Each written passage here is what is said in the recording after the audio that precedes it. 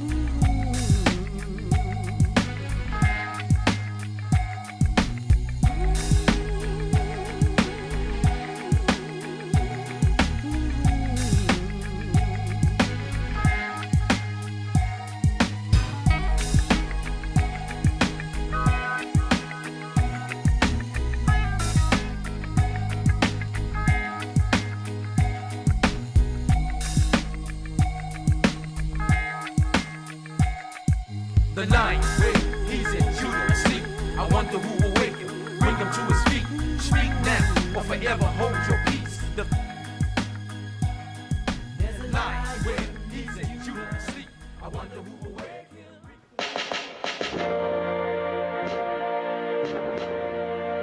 Tribute to an unknown soldier, the author of eternity, in an allegorical setting.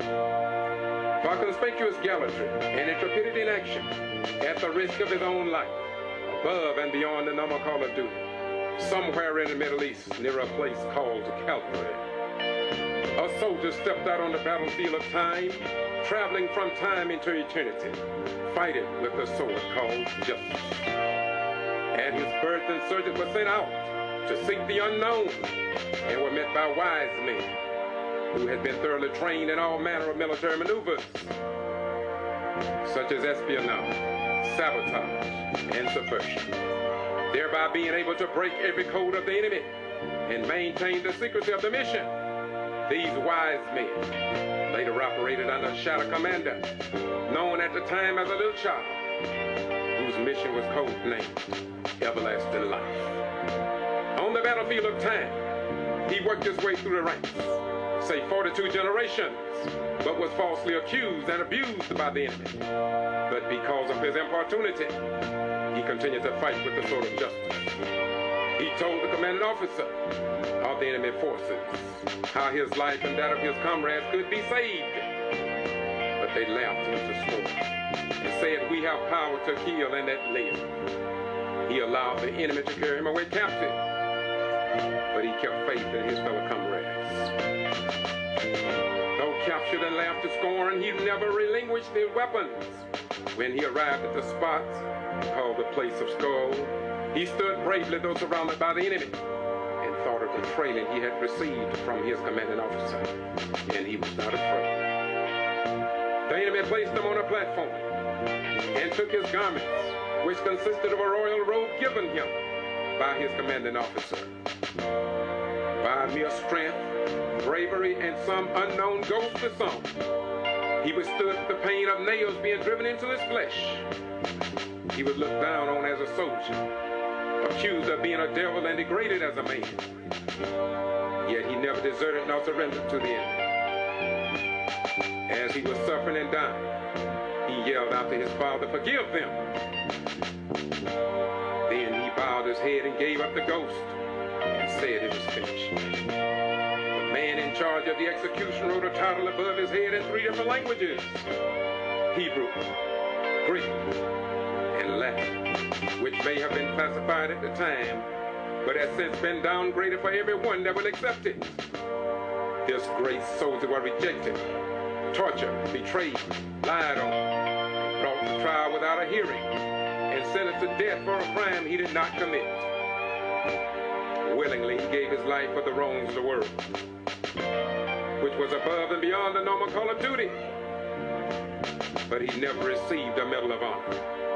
He was wounded many times, but he never received the Purple Heart. He was the greatest pilot the world has ever known. He even flew himself into his father's house and sat down on the right hand of the master pilot, but he never received the flying cross. He was placed in a borrowed tomb and arose on the 3rd day. But we have omitted his name from among the world renowned upon this planet. He was a doctor. We refused to make an appointment with him. He was a king, but instead of us giving him a crown of gold, we gave him a crown of thorns. He came through 42 generations to abolish the sins of the world. Yet he was rejected and despised by members of his own. And as he hung on the platform of time, we should have placed spices and gifts in his hand. Instead, we drove nails through his hand. He walked more than 72 miles to preach the gospel. And instead of us giving him a new pair of shoes, we drove stripes through his feet. He was a soldier that loved mankind. And after his death, we should have considered a heart transplant. Instead, we pierced him through his heart. This great soldier was not an electric clock, but on the battlefield he kept good time. He was not a nuclear bomb, but his power was devastating. He was not the ringleader of Watergate, but he spoke of a heavenly gate. He was not an MX nor a cruise missile, but his love has cruised the world over. He was not sought out by the vampire world, yet his blood was good to the last drop. This brave, outstanding soldier lived as an angel, died as a thief, and rose to be the mayor of mayors, governor of governors, president of presidents, master of masters, king of kings, and will be crowned Lord of all. For his gallantry and heroic action, above and beyond the normal call of duty, we never presented him with the Medal of Honor, nor the Flying Cross, not even a service medal. But today we as a people should recognize him as a King of kings, Master of masters, supreme and everlasting comrade, beyond the wisest man's comprehension, and truly the Son of God. For his ways were not our ways, and his thoughts were not our thoughts. No, there is no metal nor precious stone we can give a soldier of such royal value. we can pay tribute by living wholly before him, which is our reasonable service. No end, but one soon to come.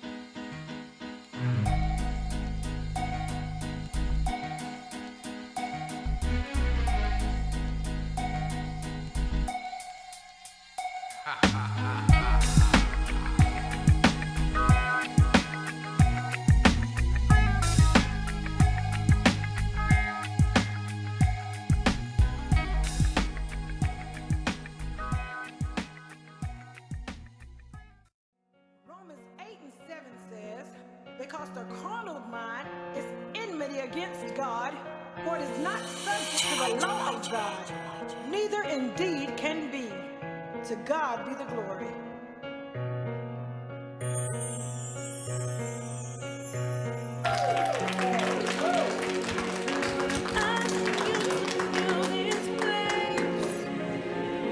My life is like an empty space. Trying hard to be like you. Lord, I need your guidance and strength to pull through. When I realized you are that's when I made the choice to be free. Temptations and battlegrounds, coming fast, working hard, trying to get me down, but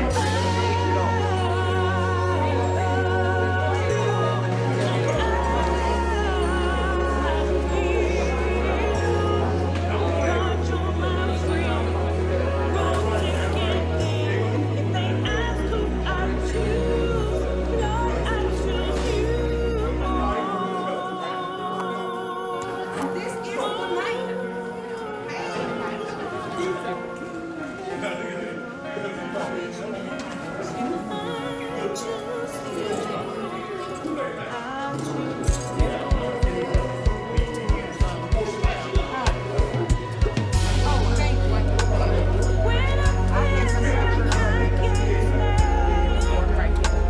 but I'm reminded that my life is in your hands. My labor is not in vain. Lord, the love you have for me took all the pain away.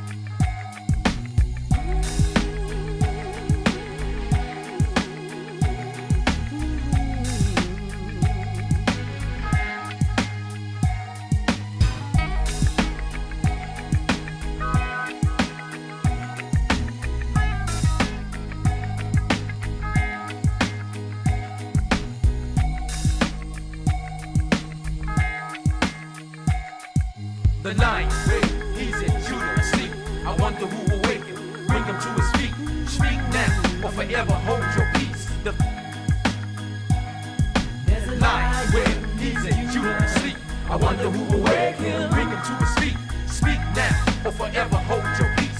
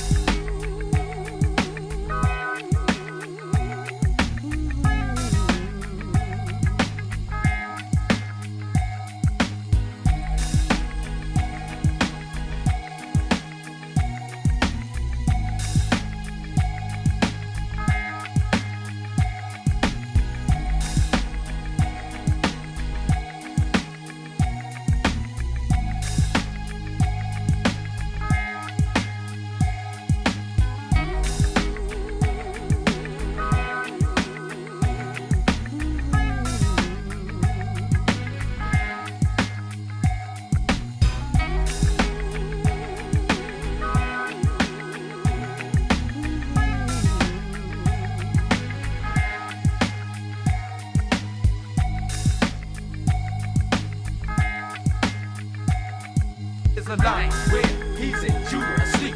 I wonder who will wake him, bring him to his feet. Speak now or forever hold your peace. There's a line where he's in Judah asleep. I wonder who will wake him, bring him to his feet. Speak now or forever hold your peace.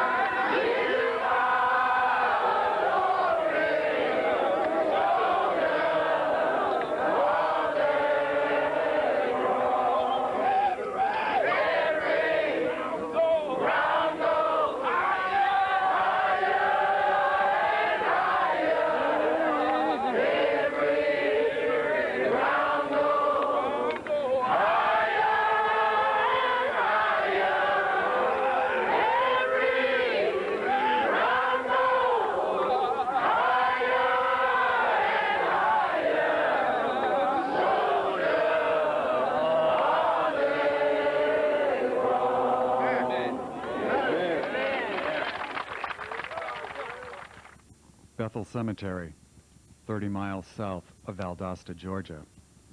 This is where Willie James Williams's battered body was laid to rest after his life ended abruptly in September 1998.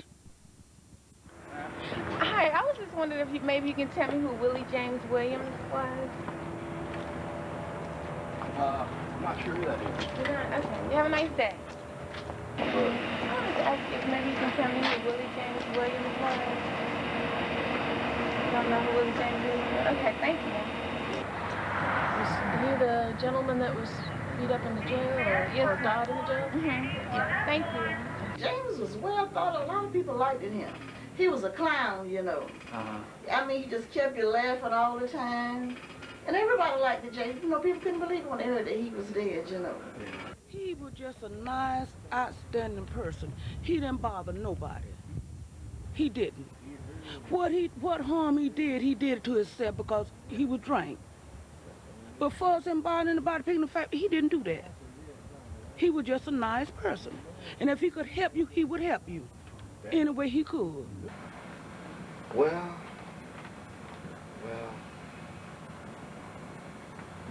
I can say my dad, he was a loving person.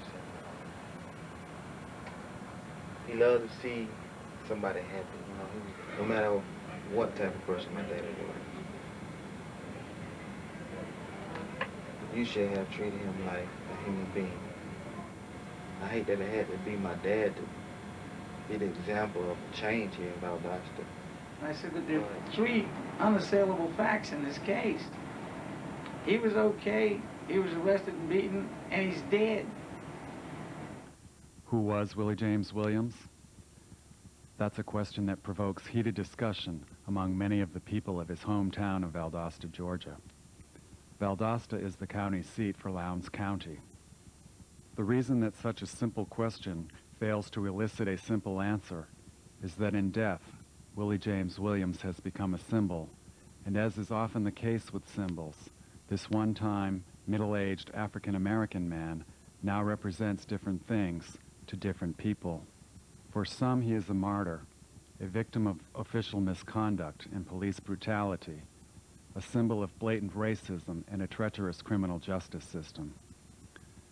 Others see only a criminal who got what he deserved, a ne'er-do-well, a disposable member of society. Everybody dislikes the law until they need them. Why don't they march when a deputy gets beat? I don't think they hear about it. They don't want to hear about it. No. Yeah. If you do absolutely everything by the book, just right, it doesn't matter what the results are. It doesn't matter that you did it right. There will always be people who will say you covered it up. Conflict, we are told, is precisely a contest over meaning. Which side will ultimately get to assign meaning to the death of Willie James Williams? That question hinges largely on another. Who killed Willie James Williams? Whether or not that answer is forthcoming is unclear. One thing that is clear, however, is that some individuals in Lowndes County appear less interested than others in discovering what really happened.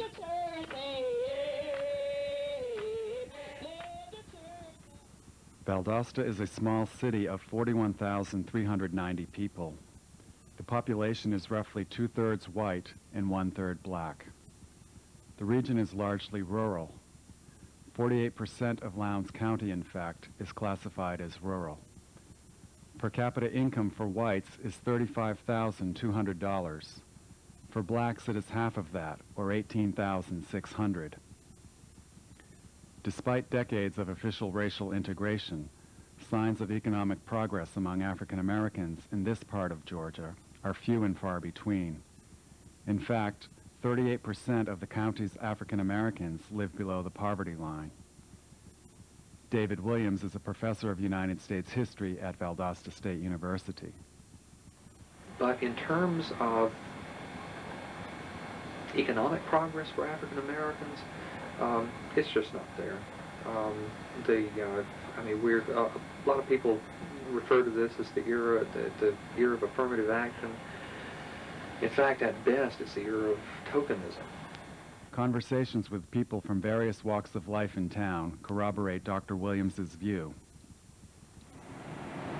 Well, it's not been good, and of course you can tell that by the number of, say, bank presidents that are black. And until you have a good mix of people in important positions, you're not going to have happy racial relations. Do our public officials practice discrimination? Yes. My mom, she has a Lexus, so she lets me drive it. So I'm riding along in Valdosta, in my mom's Lexus, and I was pulled over by a DEA, and they pulled me out the car. When they asked me to get out the car, they didn't even ask to see any ID and stuff, and I asked them about that before I even got out the car. Well, I kind of lost my temper though, but it was okay. The powerful white, of which I am a part, are able to cloister ourselves in gated communities in a way that we physically are going to be removed from it. I think we lose our humanity. We lose our souls in the process. Well, the town has never really left the 60s. Valdosta have never left from where it was segregated. Valdosta have always been a black and white town. For self-preservation, if you are African American, and if you want to be successful in Valdosta, you must conform to the local establishment. Meaning this: first, you must keep quiet. You mustn't do anything that's divisive. You must play along. You mustn't say anything that's out of character. You must not complain about those who are in power, such as Sheriff Polk, Miller, McLean, or Langdale. If you want to get ahead in Valdosta, you're African American, you metaphorically kiss the right button and not complain, and stay on your knees and pray. They don't want any change. It hasn't really been any change.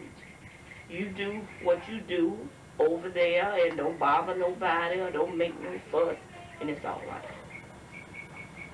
And we won't do anything.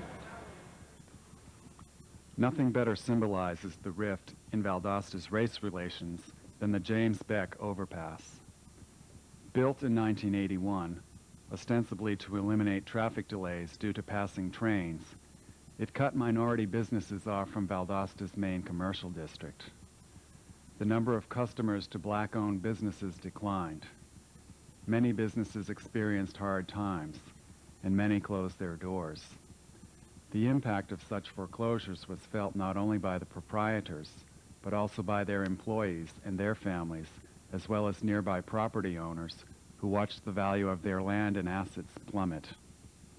Put simply, the overpass separated Valdosta, north from south, black from white. Valdosta State University political science professor Dick Sager is chairman of the Valdosta Historical Preservation Commission. But it did serve the purpose that these things oftentimes serve, and that is just became a Berlin Wall between the north and south of town. So I think from that standpoint, it's an urban renewal disaster, and it probably has made access from one end of town to the other a little easier. On September 2nd, 1998, Mr. Willie James Williams, aged 48 and a resident of 410 Canal Street, died while in custody of the Lowndes County Sheriff's Department.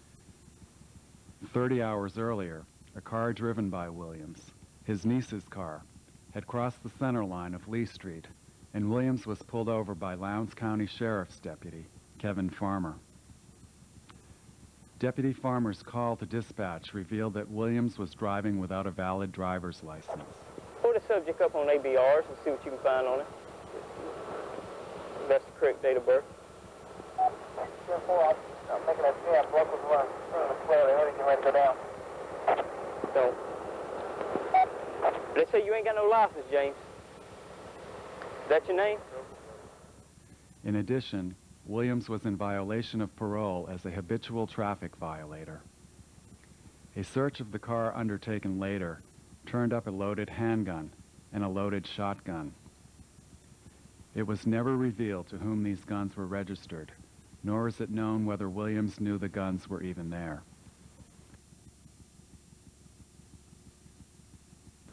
Farmer placed Williams under arrest.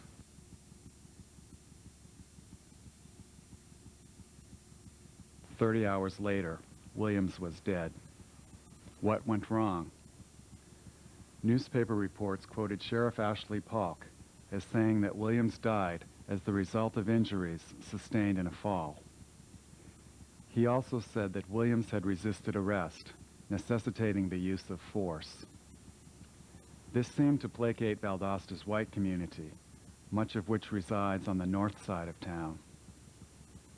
But it was a different story on the south side. Mr. Williams was the third African-American man to die under questionable circumstances while in the custody of Lowndes County Sheriff's Department since Sheriff Ashley Polk took office in 1993. In addition, a recently dismissed prison guard, Mr. Larry McDougall, was reporting that violence at Polk's jail was commonplace, that in fact he had been fired for not participating in the beating of inmate Avery Woods on August 24, 1998, 1 week before the death of Willie James Williams. Good evening. My name is Larry McDougall. I want to tell you a little bit about the incident that happened August the 24th. Well, inmate that we had at the Lowndes County Jail. His name was Adrian Woods. It was about 5:30 in the morning. I was in the process of feeding. We got a call from dispatch. Said they had someone just assaulted the sheriff. Okay? He told us to lock the jail down and everybody meet up at the salad port. When I got to the salad port, there was 3 white male officers that was putting on the black gloves. And I knew that wasn't what that was going to be. A few minutes later, the car pulled up. It pulled up in the salad port. The supervisor of that shift went up to the back door, snatched the door open, and drug Adrian Woods out the back seat and slammed him to the ground. He was handcuffed behind the back. He had leg irons on. And once he hit the ground, 3 other officers jumped on him. They had one on the right side, was kneeling him in the side. They had one on the left, hit him in the side. They had one behind him, hit him in the butt. And they had one at the head, which was the supervisor, slapping him in his head. And they beat him there for a while. They picked him up and they dragged him into the salad port. When they threw him back down, they repeated the same thing.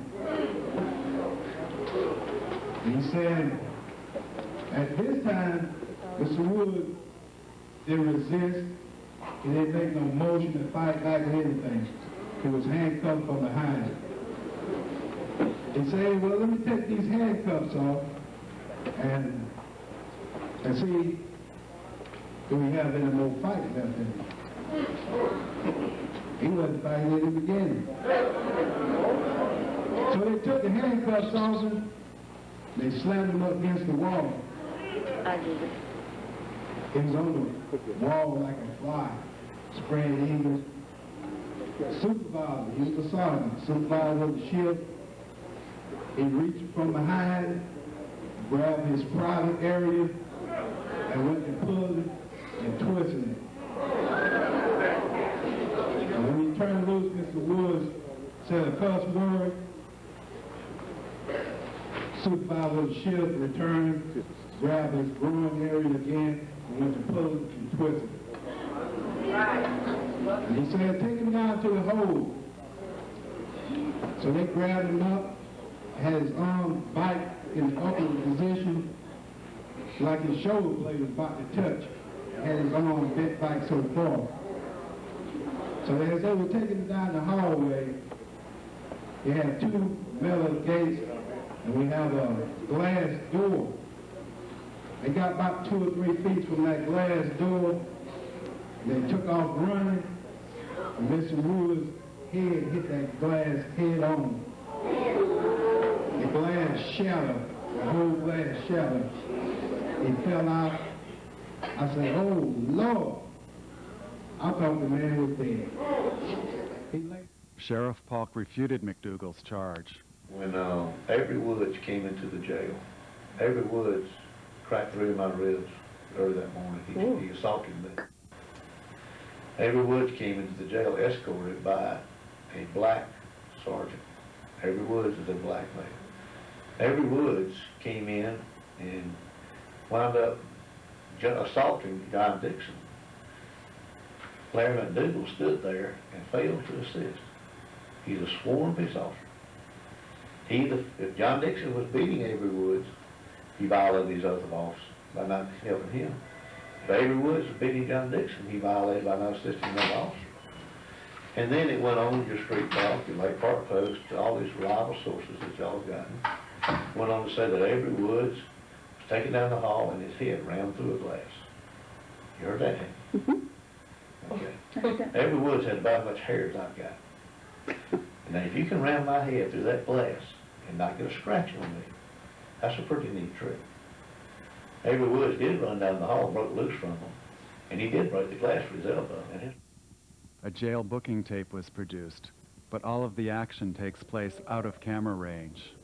What scenes accompany the shouts and other noises on the tape can only be guessed at.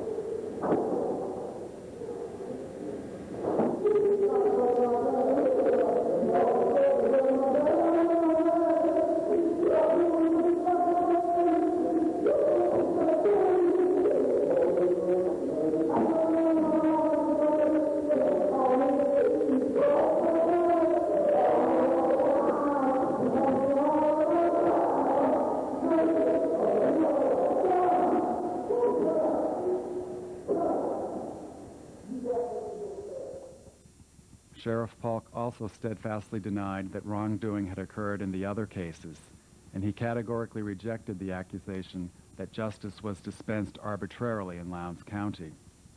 My oath of office, the last 4 words, so help me God. That's pretty serious oath, isn't it? See, I have no problem with convicting anybody. I'll send my mother to jail if she broke the law. And a lot of people realize I sent 2 deputies to federal prison last year. In fact, Polk was honored as Sheriff of the Year by the Georgia Sheriff's Association in August of 1998, just days before the death of Willie James Williams.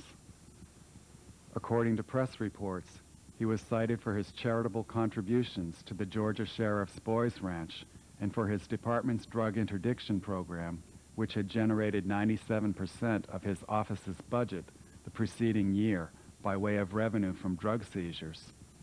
The vice president of the Sheriff's Association called him one of the most progressive, professional sheriffs in the entire Southeast. Yet for every positive word about his administration, there were troubling testimonies about draconian jail conditions, ad hoc criminal procedure, and cronyism. Al Parsons is the editor of the Lake Park Post.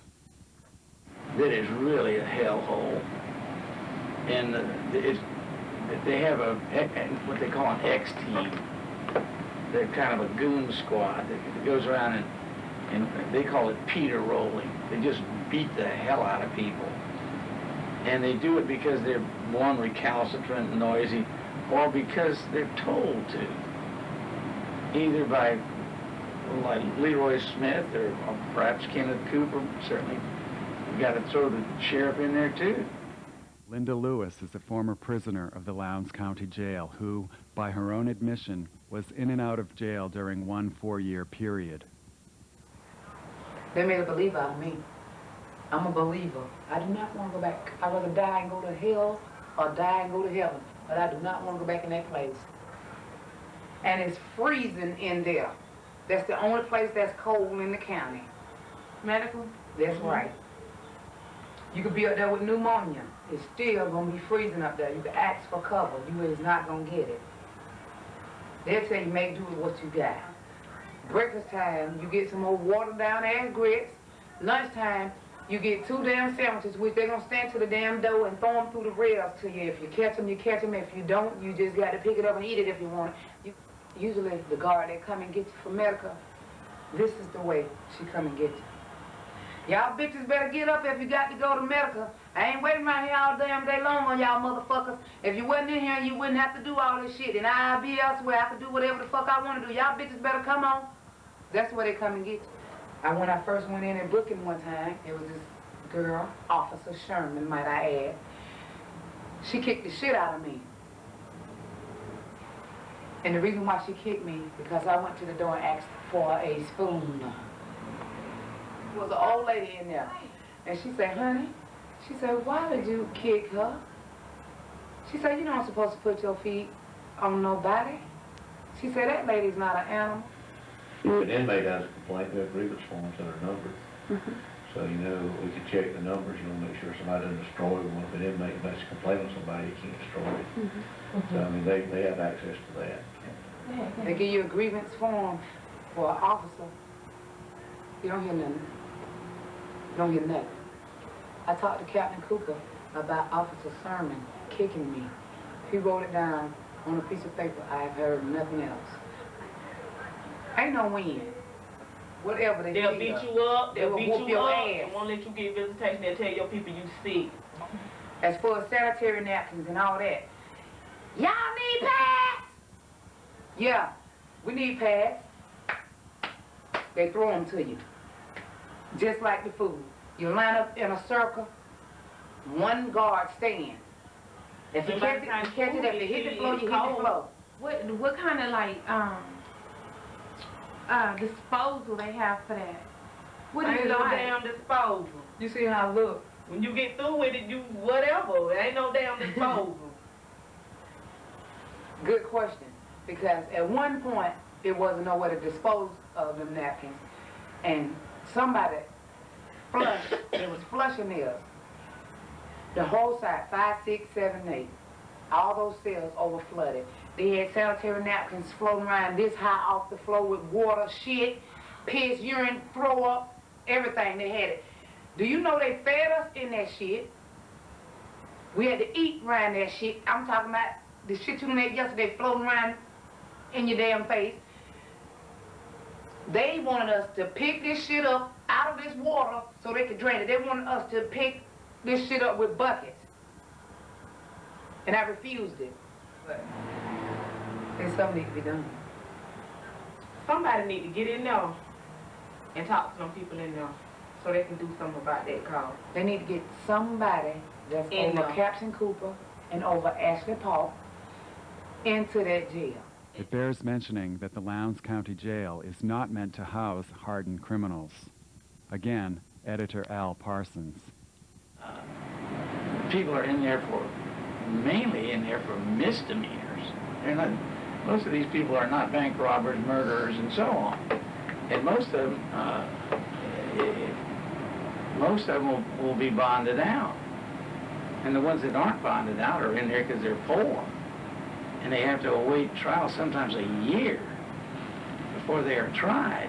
which is crazy. You know, your speedy justice by your peers is a constitutional guarantee, but it doesn't work here. What happens, however, when you lock people away and continue to degrade them? To salvage their dignity, they may withhold cooperation. They often talk back even though they know that punishment is a certainty. Fear can turn to hatred. Simple charges are liable to turn into something more serious. Far from rehabilitating, prisons become the breeding grounds of criminality. LaShonda Anderson is another woman who knows what it's like on the inside of the Lowndes County Jail. Because I remember one time when I went in, I was like 7 months pregnant. And the police or whoever he was, the sheriff that was arresting me, he treated me real bad. I'm talking about he like pulling on me and talking to me like he my daddy or somebody. Here I am pregnant, knowing I'm already sensitive because I'm pregnant. You know what I'm saying? And when I got in there, I messed around and got sick. Don't never get sick out there. Don't get sick. Come on, taking you to medical. I'm in there 3 days. I ain't getting no medical attention for 3 days while I'm in there. And I went in there with a stomach cramp. They didn't check to see was my baby still living. They didn't check my blood pressure. They didn't check my vitals. They didn't check none of that. When they took me in there, I gave them a little bit of information and they put me in that room. That lady told me a doctor will be with me in a minute. I ain't seen nobody for 3 days. Only time I'm I would not sit up here and lie to you. Everything I said this day is a fact. I've been there, done that, went through this. Yes, ma'am. Miss Lewis, it seems, was indeed telling the truth. At the time of her imprisonment, the Lowndes County Jail was being sued in U.S. District Court for violating the First, Sixth, 8th, and 14th Amendments to the Constitution of the United States. The class action was brought by 4 Lowndes County Jail inmates, whose lead plaintiff was Dorothea Patterson. In their complaint, Patterson et al. Charged that the county was in violation of the Constitution by reason of overcrowding, racial segregation, inadequate ventilation and sanitation, insufficient recreation and physical exercise, inadequate medical, dental, and mental health care, inadequate mental screening of inmates on arrival, inadequate access to legal materials and professional legal assistance, and understaffing. The case was settled before going to trial. Judge Hugh Lawson's 19-page ruling ordered some 60 procedural changes in how the jail was to operate. Henceforth, the jail would have to restrict the number of inmates to no more than 606. Every inmate would be given a bed, mattress, and blanket. The jail would have to be run in a racially neutral manner, and jail staff were ordered to refrain from using racial epithets. Medical protocols were to be stepped up in numerous ways. Inmates were to be granted access to legal materials. They were also to be allowed 3 hours of exercise per week. Additional changes were ordered as well. Jail personnel were to refrain from opening prisoners' incoming and outgoing mail. Weekly visits for family and friends were to be instituted. Ventilation and sanitation in the cell blocks were to be improved. The jail commissary was ordered to offer a variety of personal care items and snacks at nominal markup. And prison staffing was to be substantially augmented to ensure the safe and secure operation of the jail.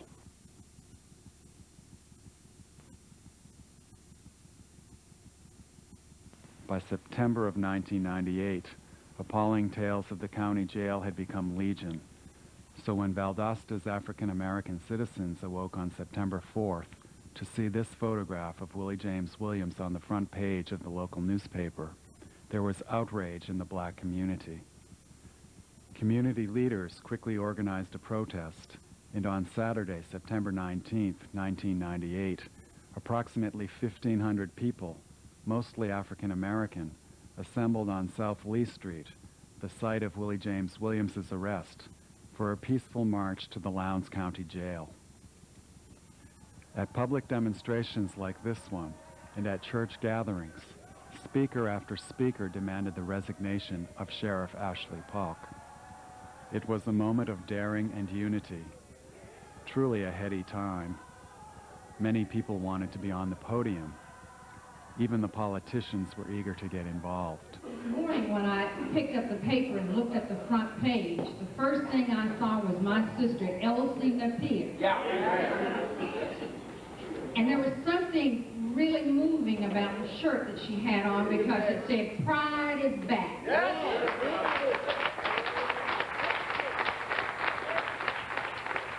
When you look out into the audience and see those of you standing and the house packed, I can assure you that pride is indeed back. Certainly happy to be a part of this movement. I'm really looking forward. I have never been proud to call myself a vowed officer as I was on yesterday to see the crowd continue. This happened a block from my house.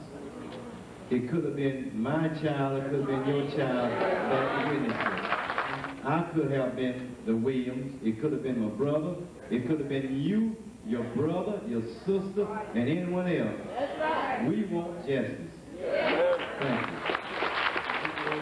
We have a movement in Valdosta. We haven't had a movement like this since the BCAG days.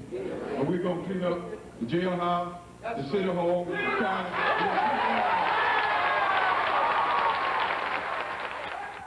An early strategy was to try to force concessions on public accountability through economic pressure. The strategy, as described here by community leader Alma Williams, was termed cooperative reciprocity. Local merchants were advised that those not supporting the cause would lose black patronage. And I just have a problem with us giving our money to us and us don't support us. Amen. At this time, I would like the rest of us who have a business to stand up. All right. All right. Thank you, Jesus. Thank you, Jesus.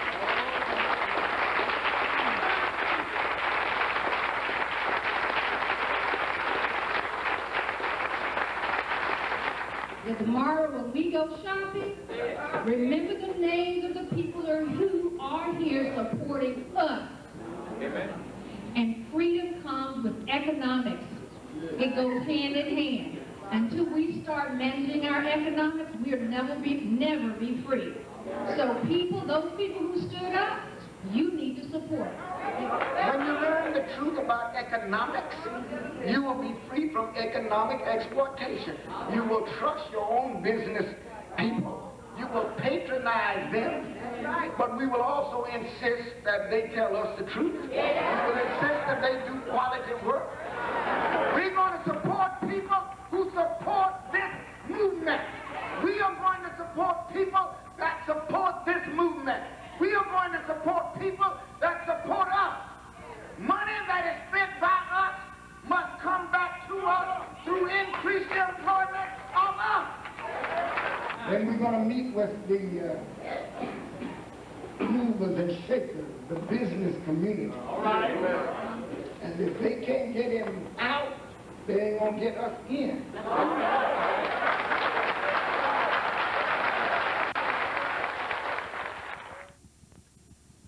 Soon word came along that the Columbus branch of Johnny Cochran's law firm was going to take up the cause of Avery Woods and Larry McDougall and Willie James Williams.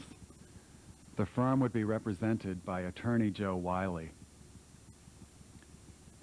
I was sitting there yesterday in my home and the phone rang. And the man said on the other end, "This is attorney Joe Wiley." I said, "Yes." He said, "I'm calling from Johnny Cochran's office."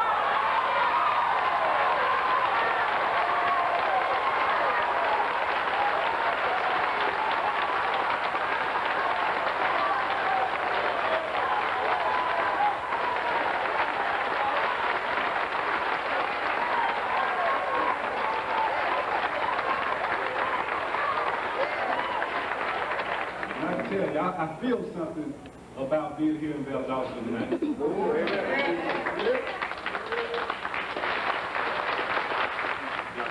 Cochran called me and asked me if Valdosta was ready to fight. I told him, brother, if you want to see a community that's ready to stand up, you need to see this community. There's been a lot of things in the past that should have been addressed. And as of last week, they issued letters saying that they did, in fact, find discrimination. One of the things that we had to figure out is where do we start? All right. And we said, give us Larry and give us Avery, and we think we can do something with that. Yes, sir. Leaders spoke confidently. I don't play with God. I don't play with black people. And I ain't scared of white folks. Some people probably term me a little radical. I never had a problem really saying what needed to be said. But white folks always tell me that, and when it gets to something like this, what we need, Floyd, it's cooperation. But they want me to do all the coin, but they do all the operating. So he ought to at least have credibility in the black community. He doesn't have it.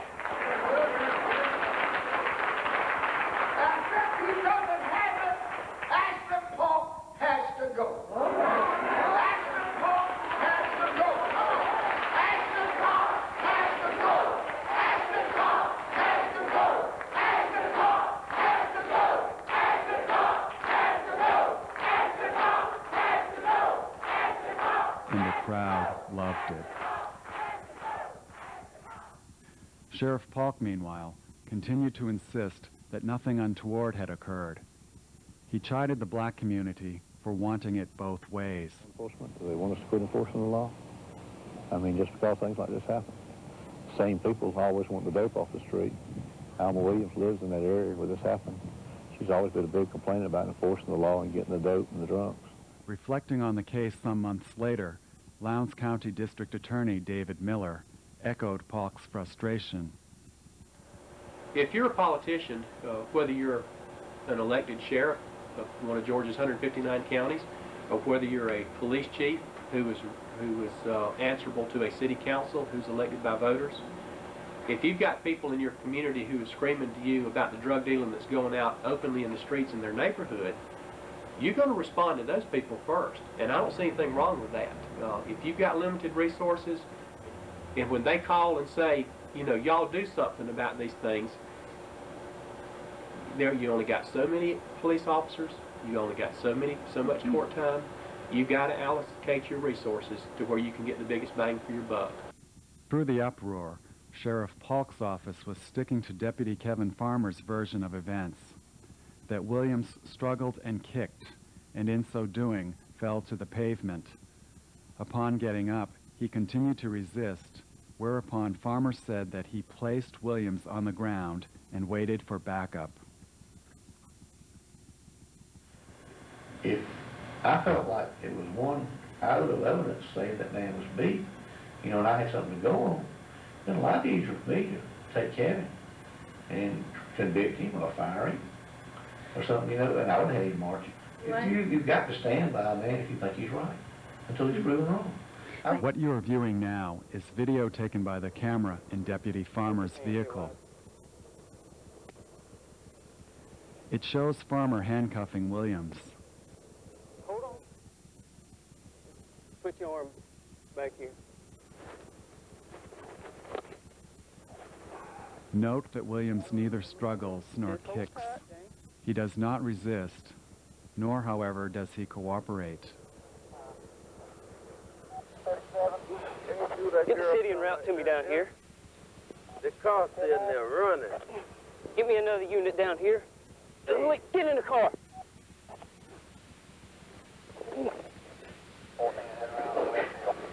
Now you done did it. Help arrives in the person of Corporal Jimmy Blanton.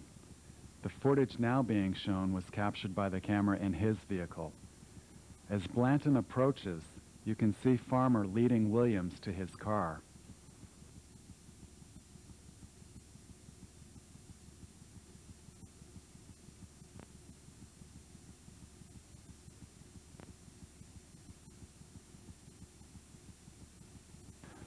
Williams goes to the ground. Is Deputy Farmer's flashlight being used to strike Mr. Williams on the head? Or is it merely swinging from its attachment on Deputy Farmer's belt? This is a major point of contention.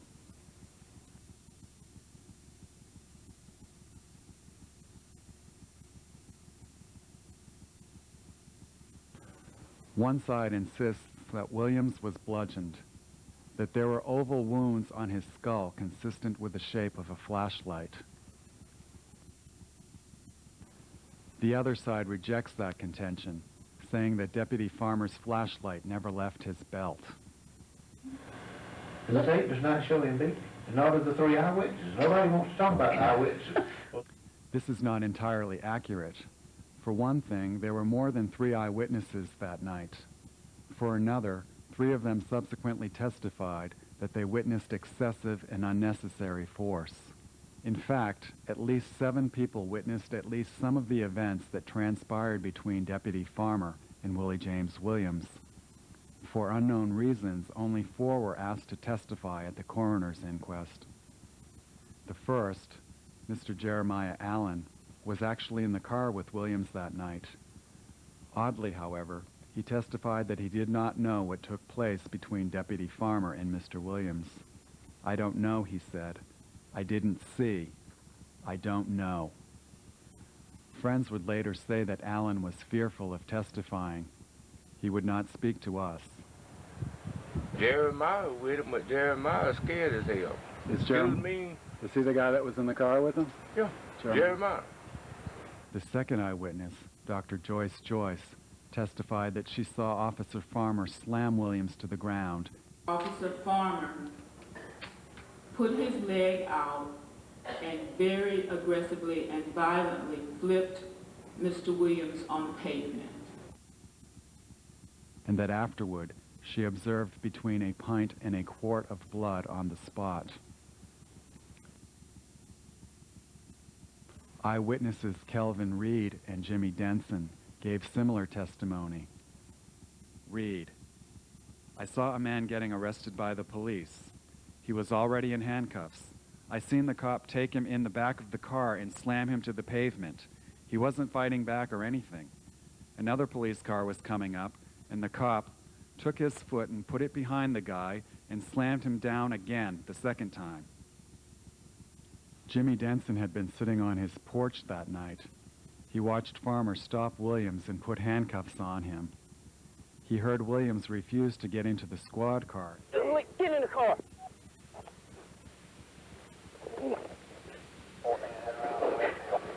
Now you done did it. You know what you done did, don't you? And testified. So after he refused to get in the car, Officer Farmer slung Mr. Williams down in the road. He picked Mr. Williams back up and asked Mr. Williams again. He said, "Get in the car." So Mr. Williams wouldn't get in the car. So he slung Mr. Williams down again in the road. By this time, he done bust Mr. Williams's face, and he started bleeding pretty bad. Other witnesses were never asked for their testimony. One was Miss Alverma Gilmore, the woman in whose home Willie James Williams resided at the time of his death. She spoke to Williams the night of his arrest. Jeremiah come right here. Jeremiah was He was in the car with him. Jeremiah come here. But anyhow, he said James was going to the hospital. He had a seizure. I know he do have them. And I went there to my phone, and I called out to the hospital. I said, "You got a Willie James Williams out there?" She said, "Yeah." I said, "Did he have a seizure?" She said, "No." I said, "Can I talk to her?" He said, "If she can talk." And then after she gave him the phone, he was telling her how they beat him up. So y'all ought to see me.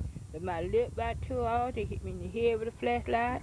And said, stomped me, beat me, broke my arm, my leg. We got cut off. I couldn't get him back no more. And I tried 3 times, but the last time I did call, they said he was gone. He didn't sound like himself. He couldn't talk out of his mouth good. Did he sound frightened to you? No, he just telling me how they done beat him up. They said, everyone said y'all ought to come see. That next morning, wasn't it? It was the next morning or the morning after that. Morning after that. They called me from the county in there and said Willie James was dead. I went hollering. I come here and told his brother and Brittany, I said, James dead. But then none of them get a chance to see him before they send him off. Who can document he told her that besides her? Besides her, I don't know. She's an elderly Has woman. anybody even asked the hospital if he got any phone calls? I don't believe he got any phone calls. I don't know. I haven't talked to them. I don't think he got any phone calls. I've never heard of him getting a phone call. And back to the 3 eyewitnesses, you know. Why would 3 people see it one way and then one lady who can't back up anything, you gonna believe her? Well, Miss Gilmore's testimony of Willie James Williams's description of events matches that of another witness, Mr. Stephen Moore, the on-duty nurse in the emergency room in the early morning hours of September 1st, 1998. Well, I was like I would normally do with any patient. I just walked in there and asked him, how did he fall, you know, because I was assuming he fell, looking at his mouth and all, and he said he didn't fall. And then I asked him some other questions, and then I just asked him again. He made sure he told me that he did not fall, that they pushed him down, that he was knocked to the ground. He made sure he told me that more than probably 3 or 4 times at least. It also matches nearly word for word that of Mr. Ricky Lane, the man with whom Williams shared his jail cell the last night of his life. Lane told the Lake Park Post about the conversation he had with Williams. Post editor Al Parsons.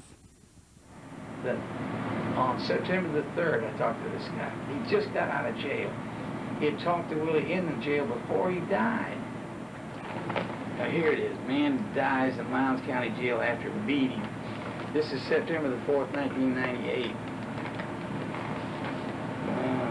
The fellow inmate told the Post he saw Williams after he'd come back from the hospital, and it looked as if he had been severely beaten. I couldn't understand him. He could hardly talk. I had to get real close to him. His lips were so swollen, and the right side of his head. He said, they pushed me down, they beat me up, they did this to me. He had trouble walking, he was stiff, like it hurt, and the runaround said he needed to go to the MO, which is like the sick bay, because he kept peeing in his pants. His arm was in a sling, and he had about 1 inch of gauze under his chin. Now, I know the man, and he never had any trouble going to the bathroom before. Lane told Williams's friend, Miss Rosa Green, the same story. I spoke with him, and he told me what happened. He told me what condition that he was in when they brought him in there, and that James said they did this to me. No, he was telling Ricky that the cops beat him. Well, what kind of things did Ricky Lane say? He saw how James was bruised up. His face was all messed up. And he was urinating all over himself, you know. Like he didn't have any control over his blood or anything. He could hardly walk. He couldn't walk. He was just lying on the floor. Perhaps Corporal Blanton's reaction upon arriving at the scene provides the best clue as to what may have happened. And then Mr. Blanton, when he got out and he seen Farmer doing what he was doing, he asked him, "What have you done? What have you done?" How do you know that? We heard it. Blanton testified to that? No, we heard it on the tape. Oh, you heard it on the We tape? heard Blanton asking him, "What have you done? Really? What have you done?" Williams's death was initially ruled a homicide by the Southwest Regional Medical Examiner, September 3rd, 1998. The specific cause of death, in the words of medical examiner Dr. Anthony Clark, was complications of blunt force head trauma. The full autopsy report enumerated scores of injuries that were documented on film. Dr. Ari Santos teaches philosophy and ethics at Valdosta State University and also serves as vice president of the People's Tribunal. And what we have concluded is that Mr. Williams, contrary to the accounts that were given by local officials, Mr. Willie James Williams did not simply die as a result of falling down. Mr. Williams was beaten at least once. That is clear to us. That has been the driving force behind our movement on this issue. Despite the homicide pronouncement, townspeople were admonished to be patient until toxicology reports and an investigation by the Georgia Bureau of Investigation were completed. This did not sit well with members of the black community, many of whom continue to meet in various churches in town. A few months ago, the coroner said that they would have an inquest in early November.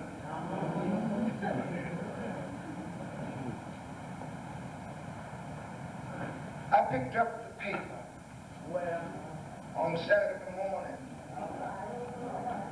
and was stunned to read where the coroner says he's got to wait before he releases the forensic evidence, the scientific evidence. He's got to wait until the G.B.R. has completed its investigation. He's got to wait until the FBI completes his investigation. I happen to know, and now you're going to know, that his investigation is completely separate and apart and independent.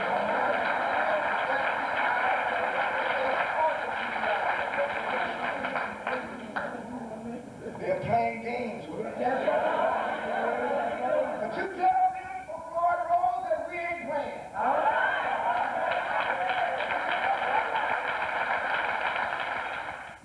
The nascent movement was going strong. It had opened a bank account, elected a leader, and chosen a name for itself, the People's Tribunal.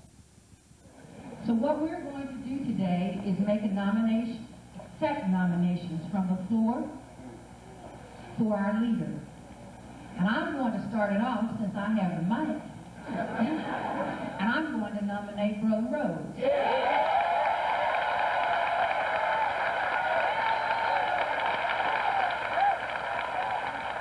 I met with several of the ministers on Saturday and we talked about what this ought to be.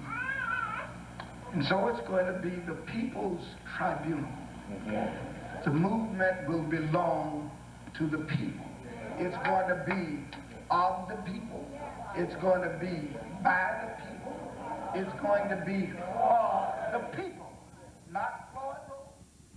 Meanwhile, one of the local newspapers, the Valdosta Daily Times, suggested on several occasions that alcoholism played a role in Mr. Williams's death. Williams, in fact, had had a few beers over the course of that evening. Jeremiah Allen testified to that at the coroner's inquest. Yet the toxicology exam performed on Williams's body did not indicate a presence of alcohol in his blood, a fact that puzzled the medical examiner. Nonetheless, a bias had already been put into the minds of the public, and many whites continued to assert that Williams's death was the result of his own drunkenness. The newspaper also printed the advice of Lowndes County Attorney Mr. Oris Blackburn, who went so far as to say to black leaders, "It's in your nature to be patient." What Attorney Blackburn apparently did not know was that there was a new leader in town by the name of Floyd Rose. He called for another march. And we have been virtually ignored. And so we're going to walk again.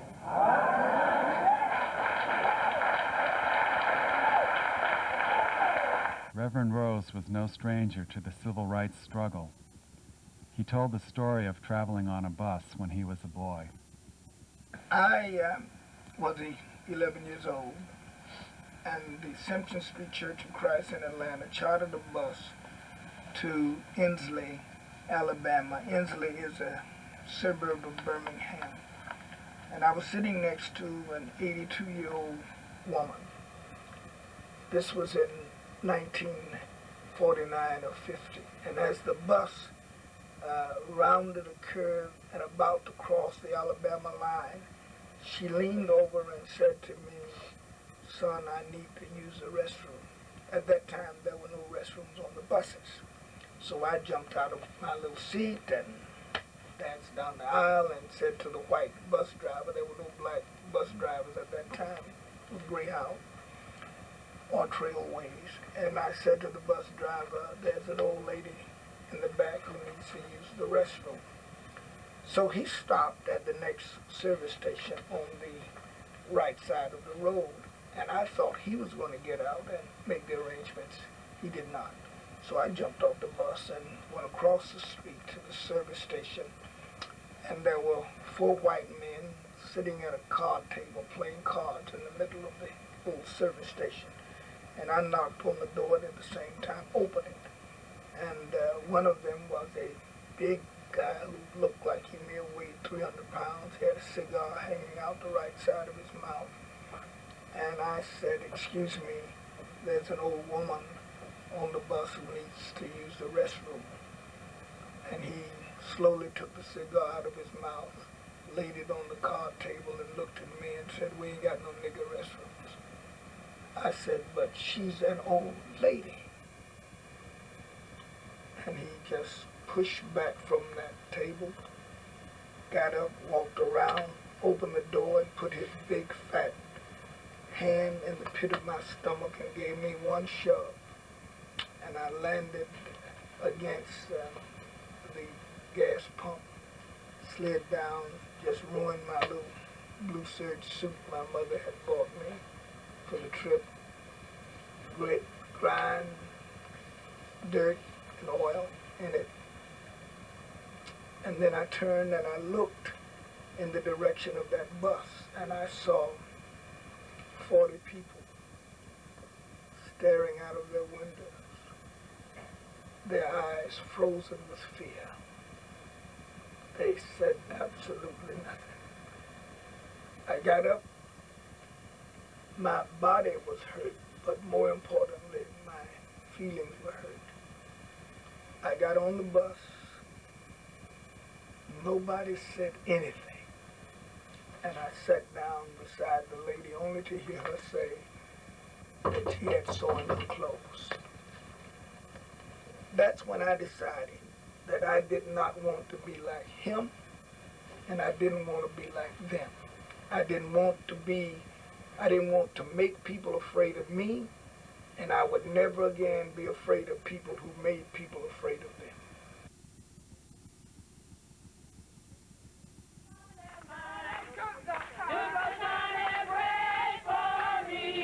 Protesters took to the streets a second time. This time they marched to Valdosta City Hall.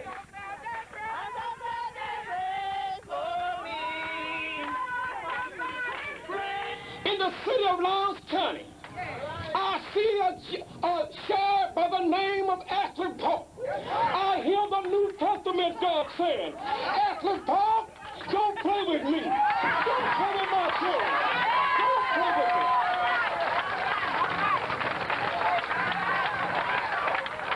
Noticeably absent at the second march, however, was Alma Williams, one of the organizers of the first march. The wife of Valdosta City Councilman Bunnis Williams, Miss Williams had had a change of heart. She was quoted in the Valdosta Daily Times as saying, "This thing has really gotten out of hand," and she was now urging people not to support Reverend Floyd Rose, who only days before she had nominated to lead the People's Tribunal. It was a surprising turn of events, and Miss Williams never elaborated on her cryptic remarks. Did white backlash against the boycott cause her to lose her nerve? It was no secret that she had political ambitions. Indeed, she would make a run for a seat on the Lowndes County Commission in the 2000 elections. She declined our request to be interviewed for this video. In any event, The man she had embraced just a few days earlier, she now repudiated. What had she meant when she said that things had gotten out of control? And why did she make her pronouncement while Rose was out of town? You need to ask Alma because I don't know. I don't know why. With no clarification offered, speculation ran wild. Had authorities pressured her husband, Bunnis Williams? The city councilman from District 1, along with his colleague, Willie Rayford of the 3rd District, was facing a felony charge of voter fraud. Both had been caught with voting ballots on their persons, a crime punishable by more than a year in prison and/or a fine. Yet Williams and Rayford were never criminally charged, though they were sanctioned by the Georgia Board of Elections. Was a quid pro quo in the works, as some people suggested? Lowndes County District Attorney David Miller explains why he did not prosecute Williams and Rayford. In so doing, he illustrates the discretion and the power of his office. They technically violated that felony statute. There's no doubt in my mind that they did what was prohibited by that statute. But in every criminal case, you have to show criminal intent. And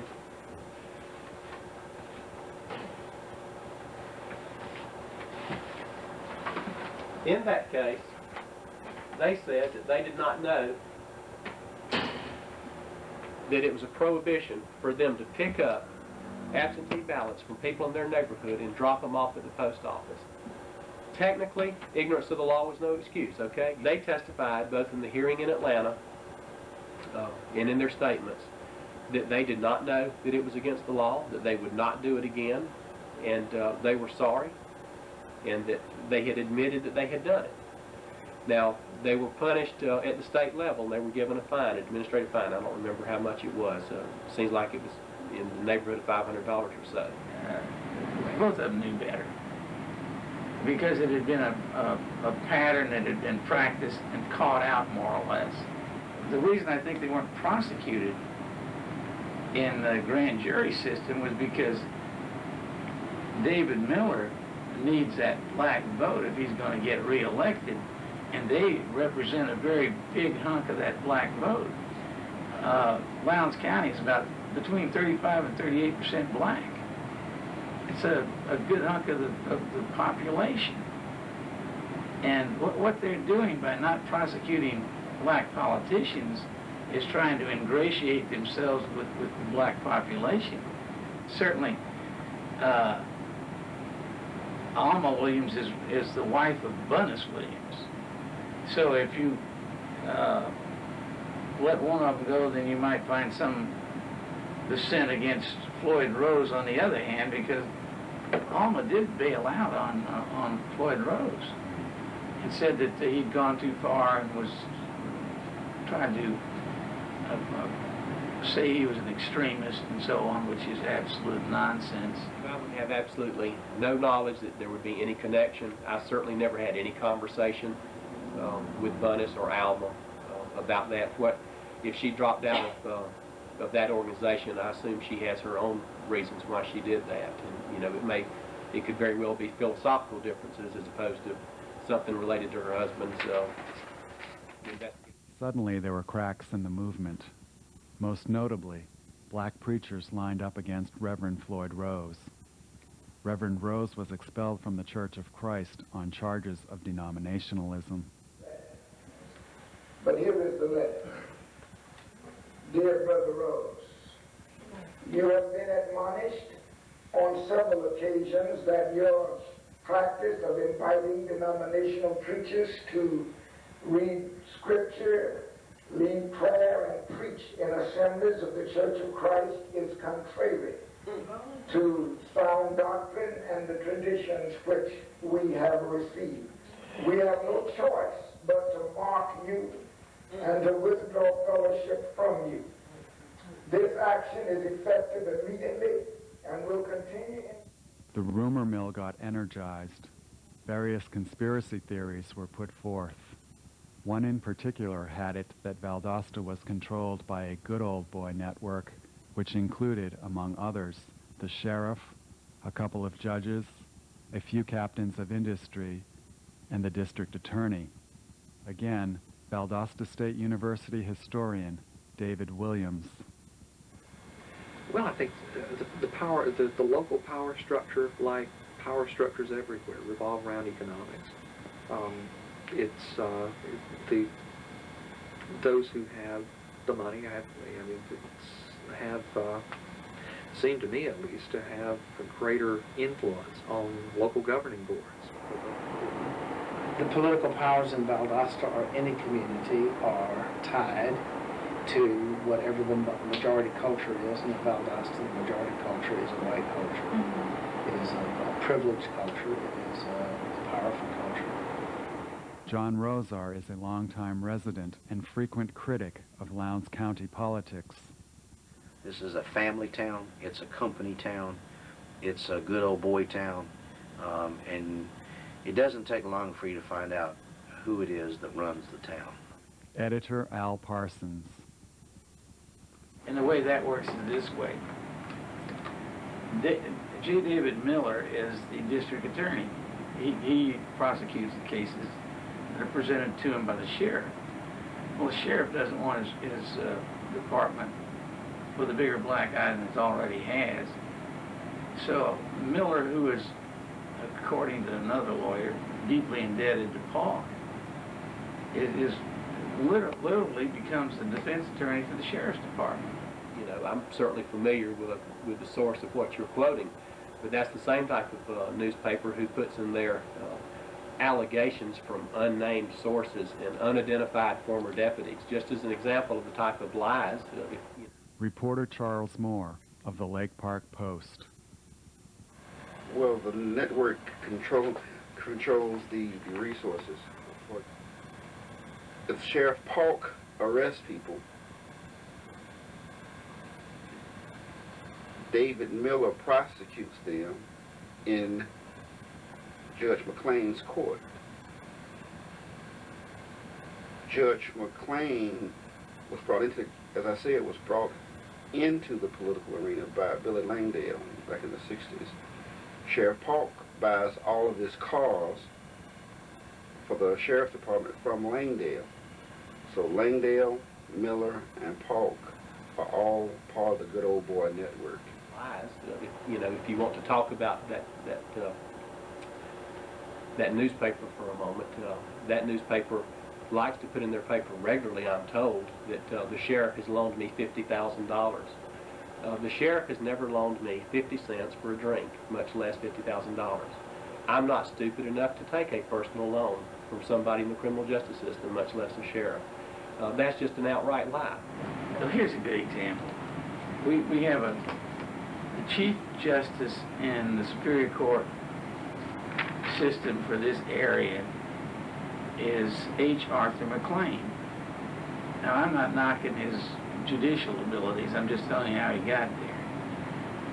He had an uncle who was on the county commission after he got out of college.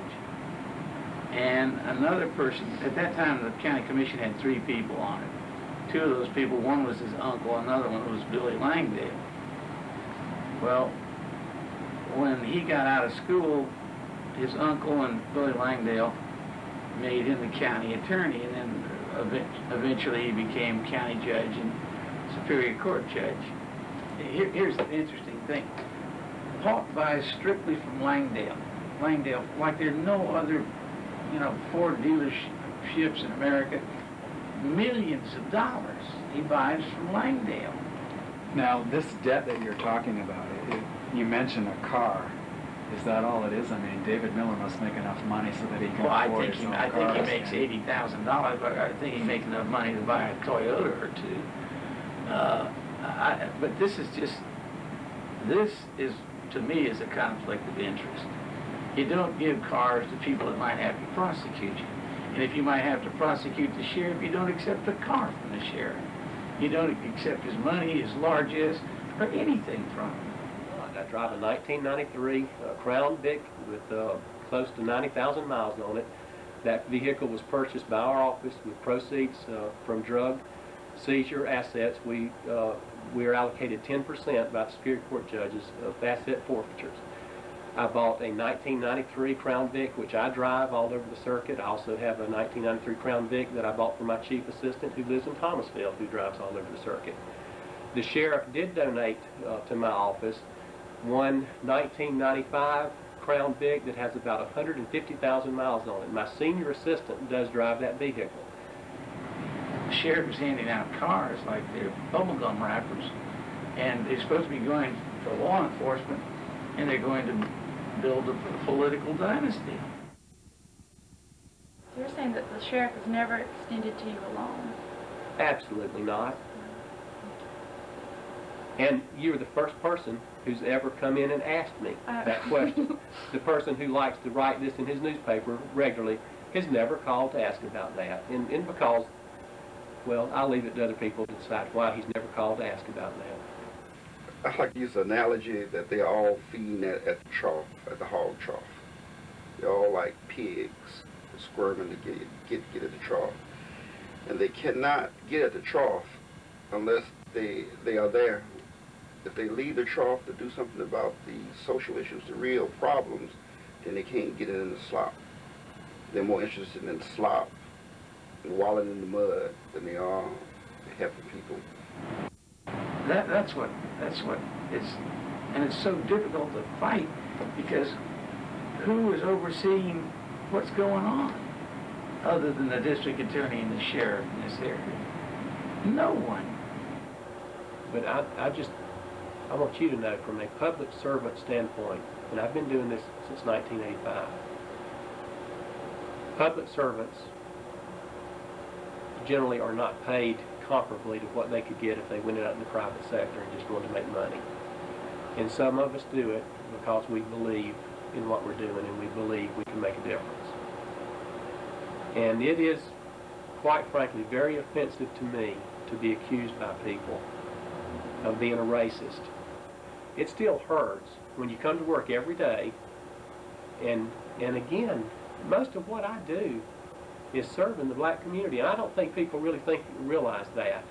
Is it all just lies then, as District Attorney Miller protests? One man who can testify that something is indeed amiss in Lowndes County is John Rosar. Rosar makes no secret of the fact that he is after Sheriff Polk's job. When, however, in 1997, he charged that Sheriff Polk was using prison labor for personal ends, he suddenly found himself in a personal and legal maelstrom. What had happened was, in the grand jury, a prisoner who was not a prisoner anymore testified to the grand jury that he had worked on Sheriff Ashley Polk's property. There was a G.B. agent named Tom Choate. He also interviewed a deputy sheriff from Lowndes County Sheriff's Department. His name was Christopher Titus Williams, and he stated he took prisoners to Ashley Polk's farm on many different occasions in both Lowndes and Barron County. The allegation appeared in the Lake Park Post in an article Rosar helped write. In it, the Post asserted that Sheriff Polk had used prisoners to clean up and polish the drives and lawns of his farm. Polk was facing a possible misdemeanor charge. State law prohibits sheriffs from using inmate labor for private gain. But it all backfired on Rosar when GBI investigator Russell Mansfield was unable to confirm his story. Several of the people Mansfield interviewed could not recall anything incriminating. One man who did make a statement was deemed unreliable when he could not provide accurate details of the sheriff's farm. Rosar was then indicted for perjury and was facing a sentence of 1 to 10 years in prison and/or a fine of $10,000. As the trial was about to get underway, the assistant district attorney offered to reduce the charge to a misdemeanor for filing a false report. Unable to pay any more legal fees, Rosar accepted the plea. He was fined $1,000 and sentenced to 12 months probation. Legal difficulties weren't the only problems facing Rosar. He alleges that the sheriff waged a campaign of intimidation against him. My house was being riddled with bullets. When I was being thrown in jail, when I was being investigated by the sheriff over and over repeatedly. On another occasion, Rosar says that the sheriff stalked him. Till the morning that me and my son were leaving early, it was around 6 o'clock, the sheriff was out there in my truck. And so I filed charges against the sheriff with the Valdosta Police Department for stalking. The sheriff says he wasn't there, and that's the end of it. Still, Rosar did not back down. In the spring of 2000, however, as he prepared to launch his campaign for Polk's job, the Lowndes County Attorney, Jim Elliott, lodged a complaint against Rosar with the county elections officials. The charge was moral turpitude. It stemmed from Rosar's misdemeanor conviction of filing a false complaint in the Polk matter. Colin said, well, what's moral turpitude? Today, I still don't understand what moral turpitude is. The best thing I can tell you is moral turpitude is anything that they want it to be. Rosar was summarily disqualified from running for sheriff. The establishment keeps control of town because they use only lawyers and doctors and judges and their wives and CPA firms and bank presidents and vice presidents who sit in judgment amongst all of us. If you're one of the good old boys and you go before the grand jury and they want you, don't want you in trouble, you won't be in trouble. If they want you out of the picture because something you've done or whatever, you go before the grand jury, you're going down. Another Valdostan who asserts the existence of a good old boy network in Lowndes County is Vicki English, an investigative reporter for the Valdosta Daily Times, the area's leading daily newspaper. Prior to becoming a journalist, Ms. English was a police officer in Jacksonville, Florida. Have got my hands on a copy of the coroner's inquest. Did Exum provide that for you? Absolutely not. In fact, he went to great lengths to keep it from me. How so? When I put in a simple open records request through the county clerk's office, the next thing I knew, although I was out on the street, Mr. Exum personally came down to the newspaper with a hand-typed message explaining to me why I couldn't have this. It was simply a way of impeding me getting to the truth. He even came in and spoke to my editor, whose response in turn to me was very hostile. And I understand now why they didn't want me to see it. Tell me. I could start with Kevin Farmer's testimony. It doesn't add up. As a police officer, it doesn't add up. Is there a good old boy network? Incredibly ingrained. I wonder if it ever can be dislodged. Sheriff Polk's reach goes very far.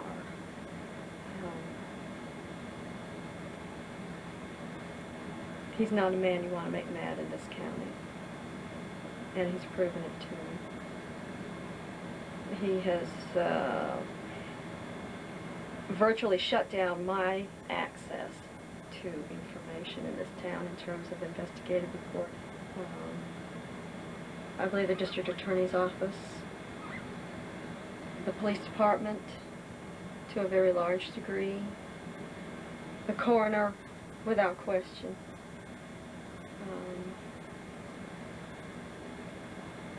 G.B.R. Yes. Fear. This town has a climate of fear.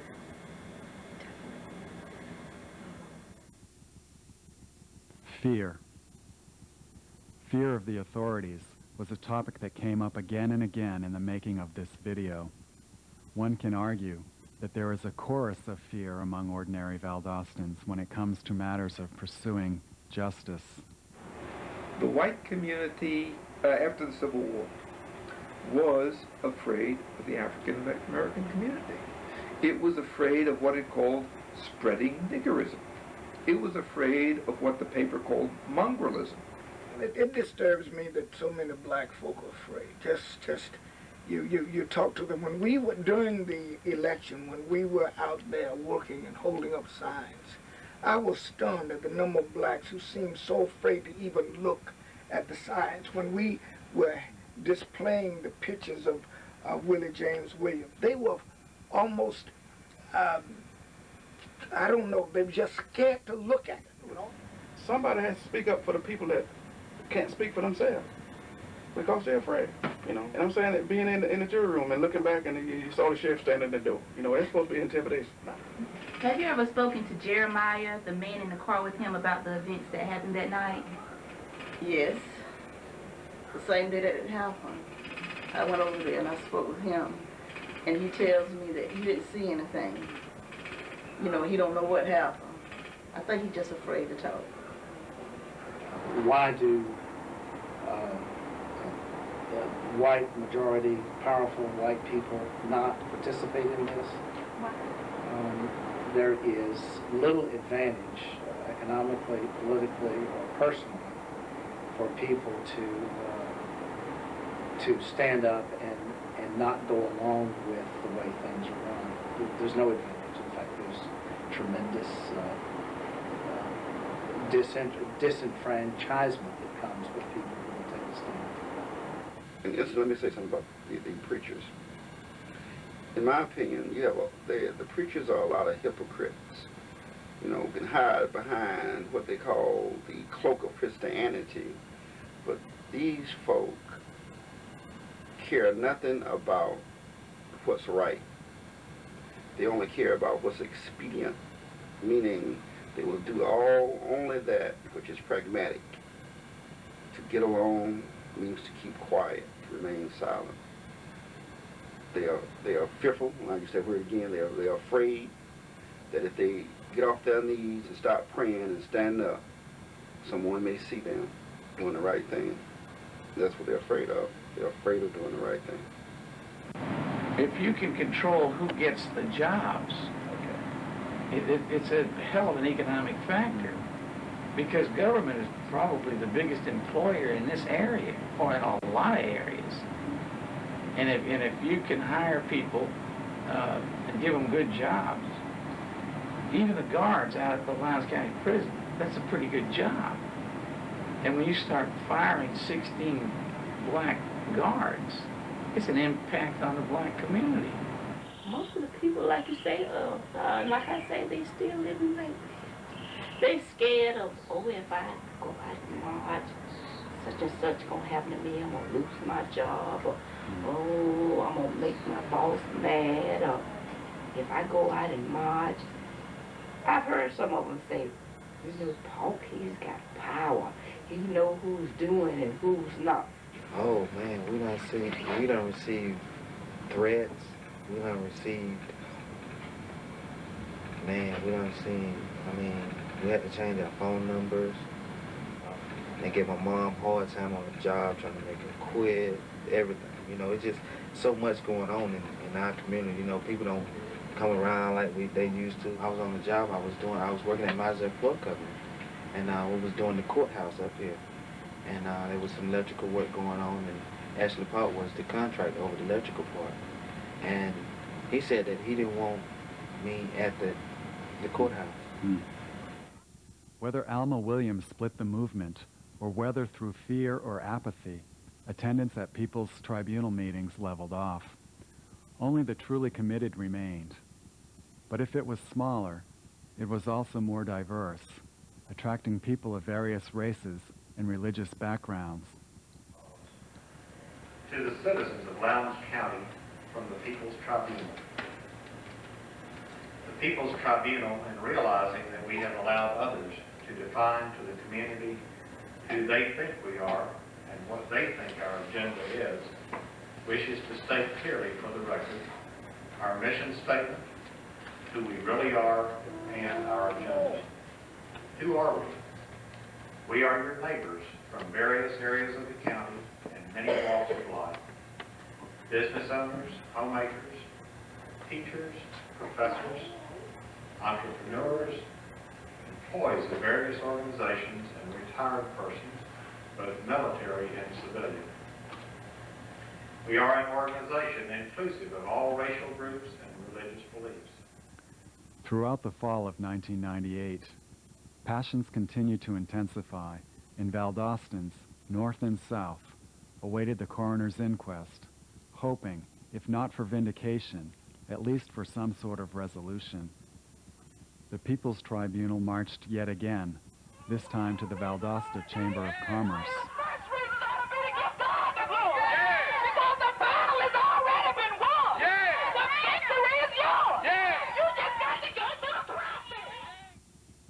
coroner's inquest was finally set for December 2nd, exactly 3 months after the death of Willie James Williams. The quasi-court proceeding, as District Attorney David Miller termed it, was held in the Lowndes County Courthouse and presided over by Coroner Charles Exum. His charge was to review all of the evidence gathered to date in front of 5 jurors and the public. Again, anytime somebody dies while in custody, there's going to be interest in the community as to what went on. Often we will have an inquest when something like that happens so that the public knows. And the reason we do that is because what goes on in grand jury by law is secret. The community can't see what's happening in the grand jury. On the other hand, when you go to a trial or if you have an inquest, that's an open court proceeding. The inquest was held prior to any grand jury proceeding so that it could be aired out in an open manner, so that the public could be there, so that the press could be there and hear what happened in the case.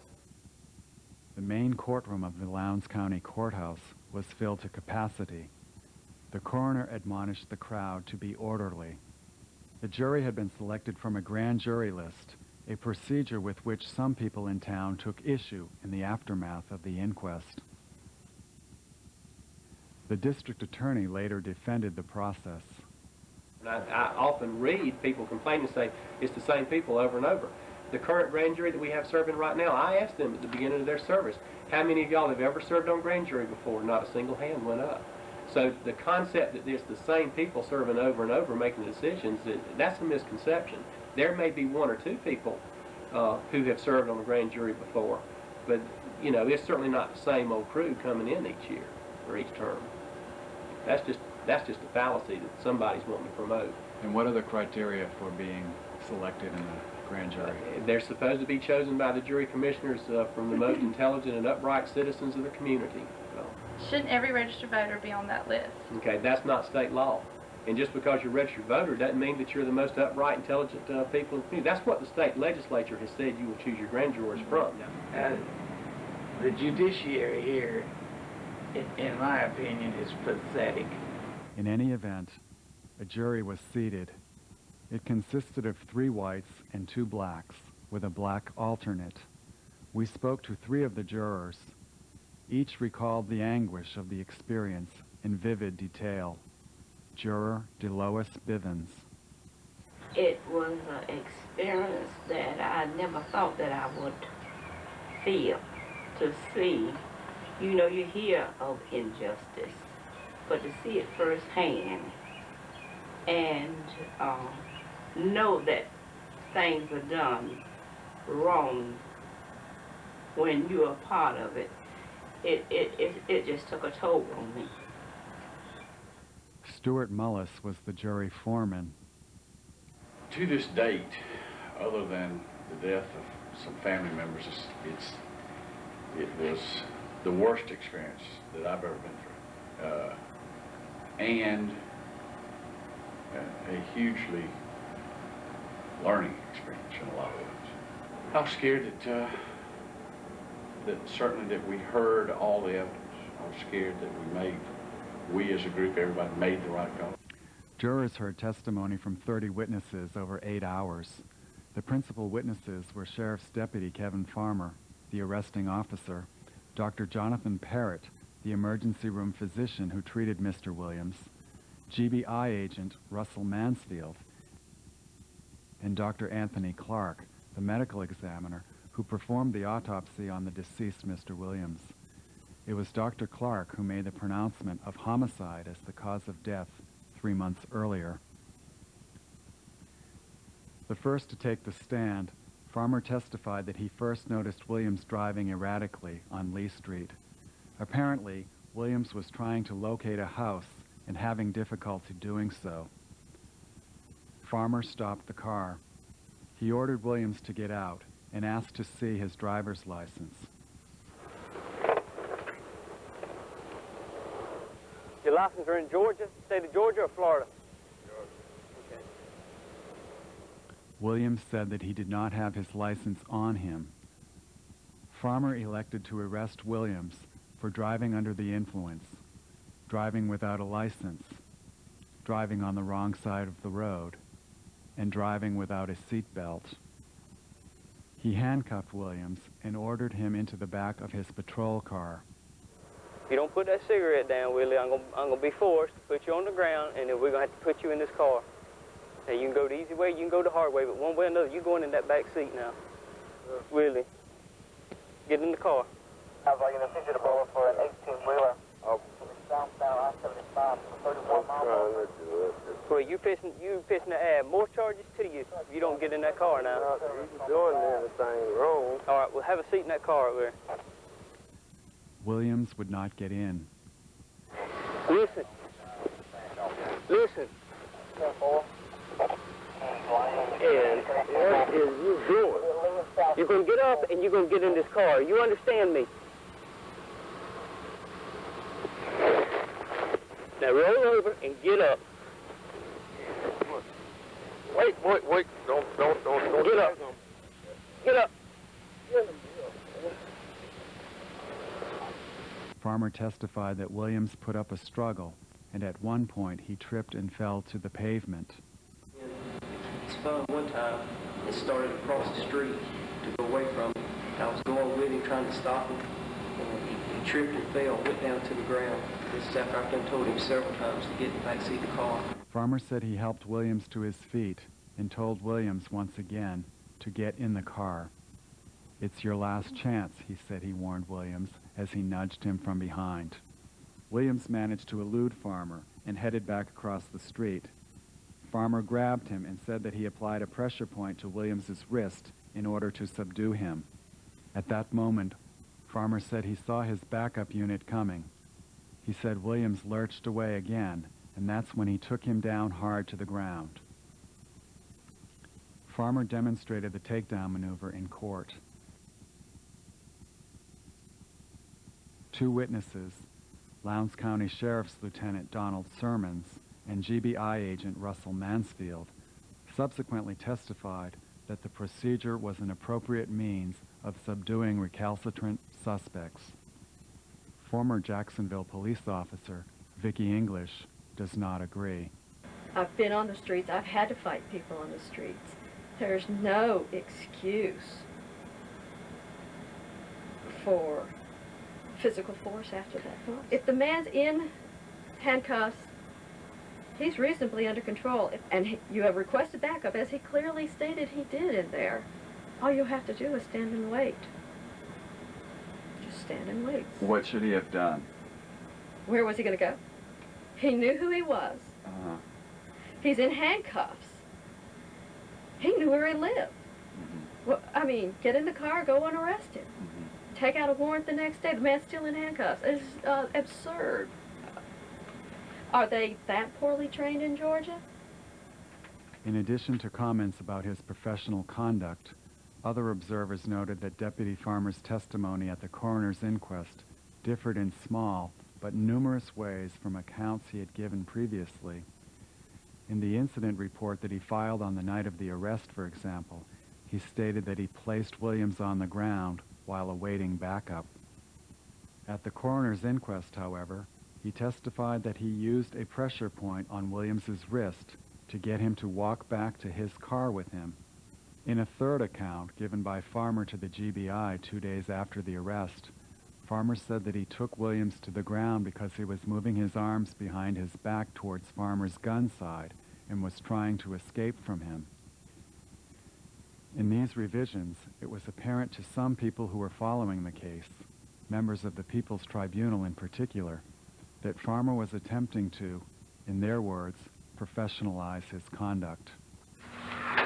One person commented to me, and I write this here for you, is quite curious how Mr. Farmer's memory provides more and more detail as time goes on. More and more detail ensues. Typically, your memory doesn't work that way. So there is a suspicion that the reason why these details keep getting added is because someone's trying to cover something up. The district attorney apparently did not notice the revisions, or if he did not bring them up. It was precisely this sort of oversight that led some to question the DA's motives in the aftermath of the hearing. And considering that there are still federal and civil actions taking place on that case. I really don't think I ought to say anything more specific about the Willie Williams case. Ms. Bivens, did the district attorney do his job? In getting justice? No. In getting a police officer off? Yes, he done a very good job. What is his job? You don't know. You know what I'm saying? I mean, he presented the case and they had an inquest jury. That's what he's supposed to do, I guess. He did that. But as far as getting the facts out and presenting the facts, yes. Well, he sure didn't act like any prosecutor that I've ever encountered. Very interesting. He seemed to be defending the sheriff's office very clearly. He certainly wasn't seeking the truth. There are a lot of questions that were not asked. Much of Farmer's testimony may have seemed plausible to jurors because they heard only audio portions of the arrest, as recorded by Farmer's squad car video camera. Visual confirmation of much of what transpired was not possible because the two men were outside the range of the video camera much of the time. And even when the cameras captured events, the images were ambiguous. Furthermore, the videos were not replayed for purposes of careful scrutiny. And when one juror asked if the quality could be enhanced, he was told that for all intents and purposes, that it could not. When Mr. Blandon's patrol car come up and showed the light on Mr. Farmer and Mr. Williams, we asked, what was that? We couldn't see to the side where we could see a flashlight going up. We knew it that he was hitting. And they thought that we were so, I don't know whether ignorant to the fact or what. When we asked them, could it be enhanced? No, it would have to go to NASA. You know better than that. We knew better than that. We knew that those films could be blown up. And Deputy Farmer was not the only witness whose testimony changed over time. Dr. Clark, the medical examiner, gave strikingly different accounts of Mr. Williams's injuries. In his initial report, filed on September 2nd, 1998, the day of Williams's death, he cited blunt force injuries of the head and neck as the cause of death, adding that the transverse partial fracture of the C6 vertebra had resulted in acute hemorrhage into the surrounding tissues. At the coroner's inquest, however, he described a small amount of hemorrhage in the right neck area, but this was a very minor injury. Also noteworthy was his failure to mention at the coroner's inquest the two 1 to 1.5 centimeter recent full-thickness oval contusions in the bilateral parietal occipital scalp that he had noted in his autopsy. Similarly, when summarizing his earlier findings on the soft tissues of the neck area, he wrote that this histologic picture suggests a very acute injury. At the coroner's inquest, he changed his description of that injury to not a significant injury. Regarding Mr. Williams's chest, Clark earlier reported that ribs 3 through 5 were fractured and that the injury was accompanied by a modest amount of acute hemorrhage.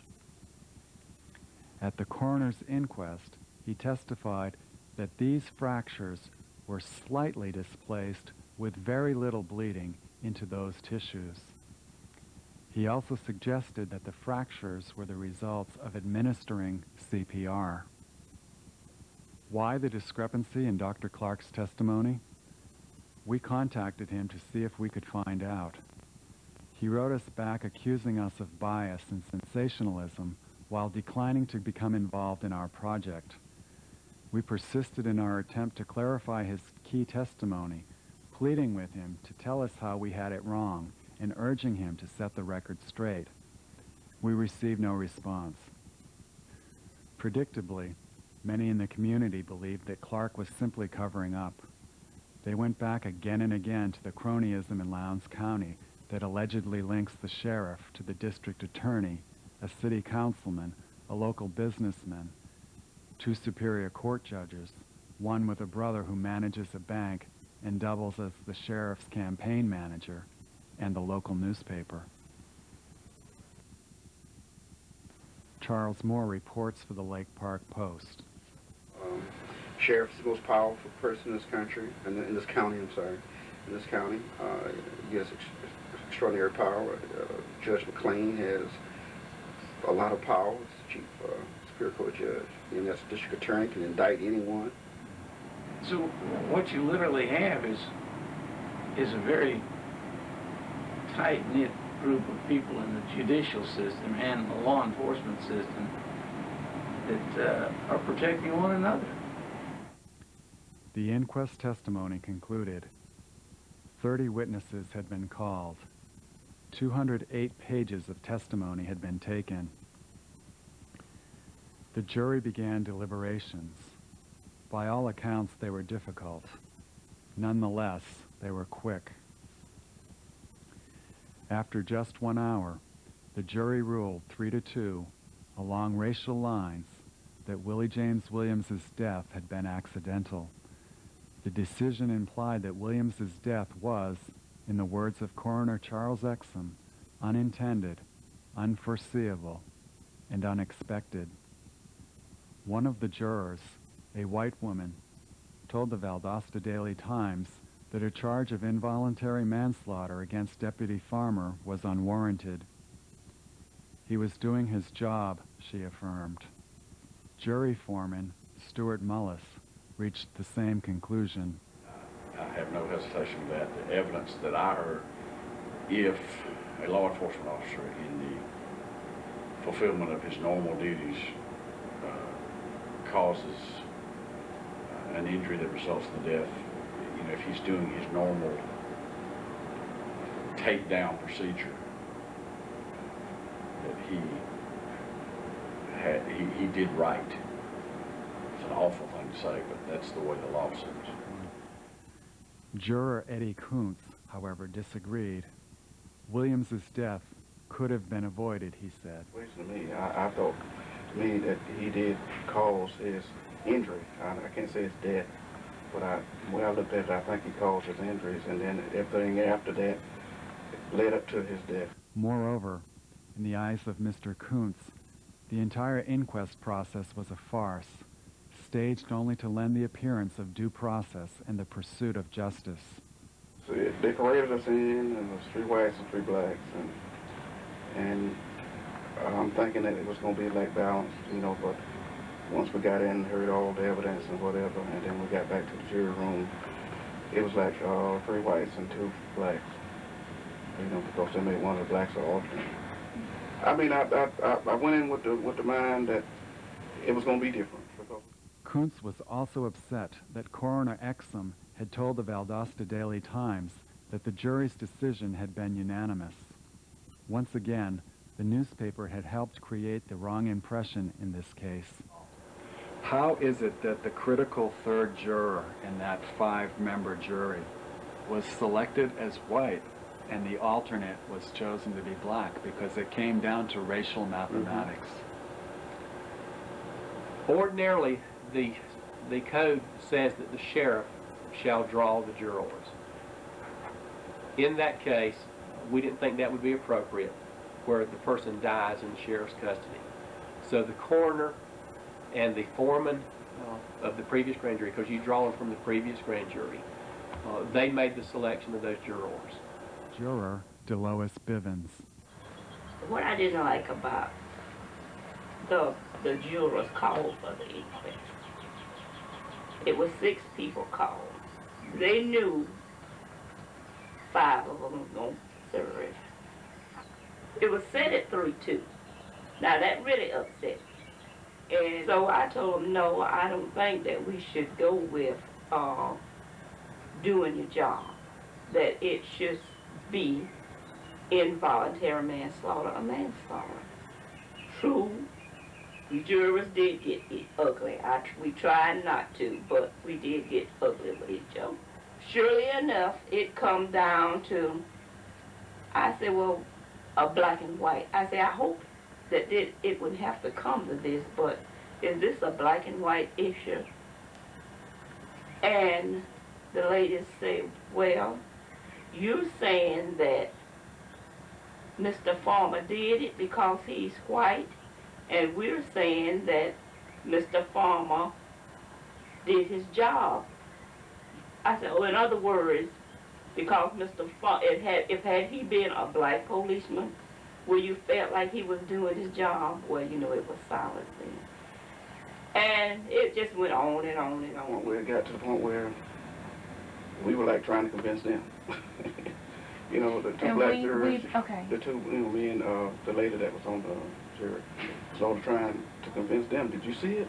Did you see this? Let's look at it, you know, and then we got to one of those like shot match, you know, and matter of fact, I walked out the jury room itself. I just couldn't take any more, but was trying to convince them. I was trying to get them to see it my way, I guess, you know, because I thought my way was right. Jury foreman Stuart Mullis recalls the same moment. The jury room was 6 people trying their best. The people who served on that inquest were in a small sphere of our culture, were great citizens. They took a tough situation. It was done the way that the founders of our country and our system, and going all the way back to England, I guess, set things up where a group of peers hear the evidence and make a decision. What would have happened if there had been 3 blacks and 2 whites? I don't know. You know, I know what you want me to say. You want me to say that it would have been divided equally the other way on racial lines. I don't know that. District Attorney Miller was ready for allegations of racial bias. I guess the premise of that question is the supposition is if there had been 3 blacks on the jury and 2 whites and 1 white alternate, that the vote necessarily would have been to refer to the grand jury for criminal charges. You know, I don't know that would have been the situation, but assume for a moment that it is. All that means is that their decision is turn it over to the grand jury, recommend to the grand jury that they look at, which was done anyway. Indeed, when the case was taken before the grand jury, the decision to recommend a no-bill action against Deputy Farmer on the charge of involuntary manslaughter was made. Criminal charges against him would not be pursued further. The criminal phase of the case was ostensibly over. The case would now enter the civil phase. Meanwhile, the Valdosta Daily Times kept the town riled up with its daily printing of biting comments phoned into its rant and rave hotline. Members of the People's Tribunal lacked confidence in the way in which the case was prosecuted and were unwilling to acquiesce as in previous instances. They continued to meet and to organize, and they commenced their own investigations into the case. They persisted, they said, because they believed the local investigation was shoddy, and also because this case was not an isolated incident. One of the first moves they made was to request the jail booking tape of Willie James Williams. As Dr. Ari Santos explains, every person brought to the Lowndes County Jail is booked before being put in a cell.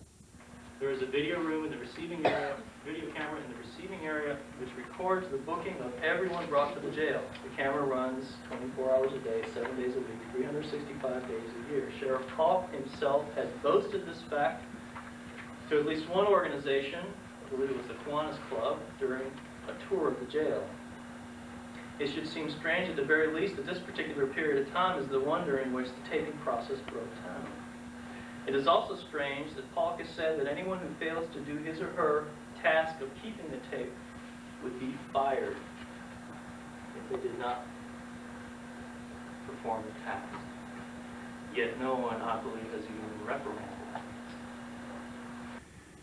In seeking the booking tape, the tribunal hoped to clear up the mystery raised by Dr. Jonathan Parrott at the coroner's inquest. Parrott was on duty in the emergency room at South Georgia Medical Center the night of Willie James Williams's arrest. He testified that he noted no serious injuries when he treated Mr. Williams. If it were the case that there were no obvious injuries, the People's Tribunal reasoned, then how did Mr. Williams go from looking like this to looking like this? The People's Tribunal was hopeful that the booking tape would show what condition Mr. Williams was in when he arrived at the Lowndes County Jail at 7 a.m. on September 2nd, 1998. There was more than a little suspicion that he was beaten at the entrance to the jail, as Avery Woods allegedly had been, or that he was beaten inside the jail.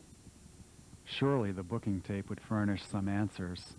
Attorney Joe Wiley, representing the Williams family, requested, in accordance with the Open Records Act, a copy of the booking tape. He was ignored, so he filed suit in Superior Court. At the hearing, which took place on September 28, 1999, Sheriff Polk testified that the booking desk tape ran out sometime during the night of Williams's arrest, and that a fresh tape was not loaded into the camera until around 8 a.m.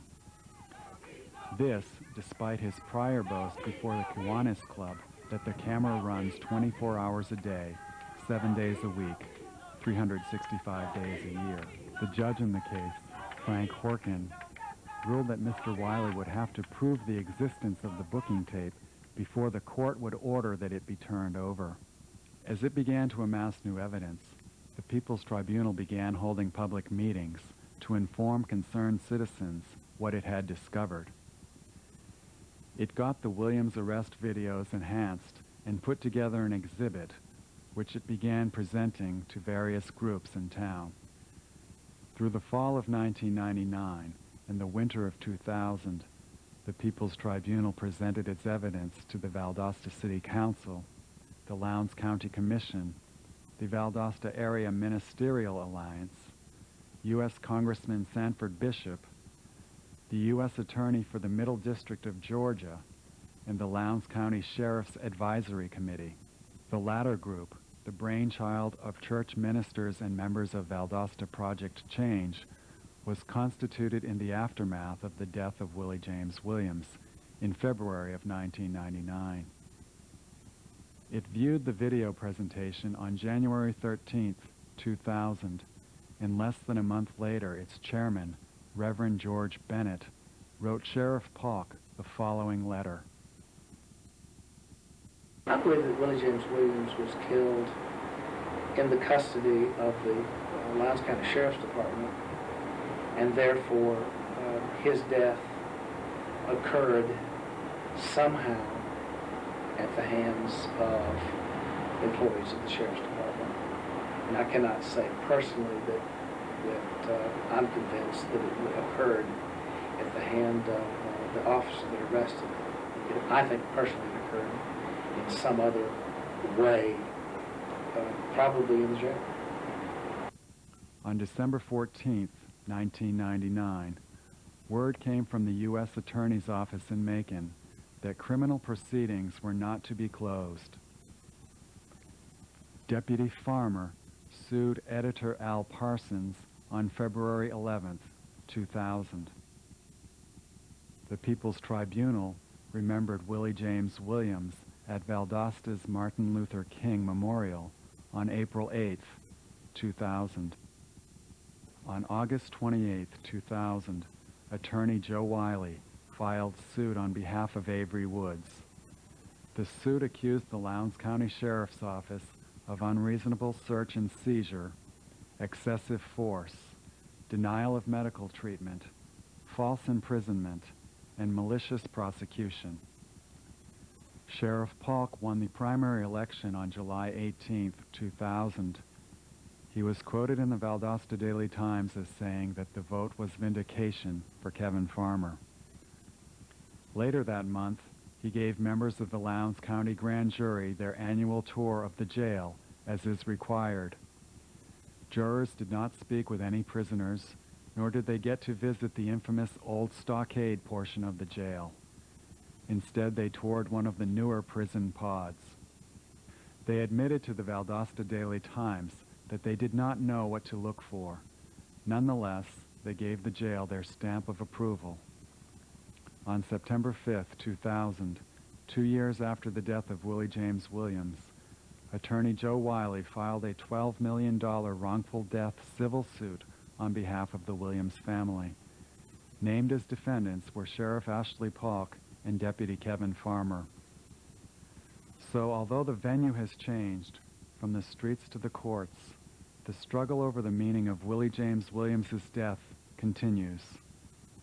Who gets to assign meaning to his life and his death?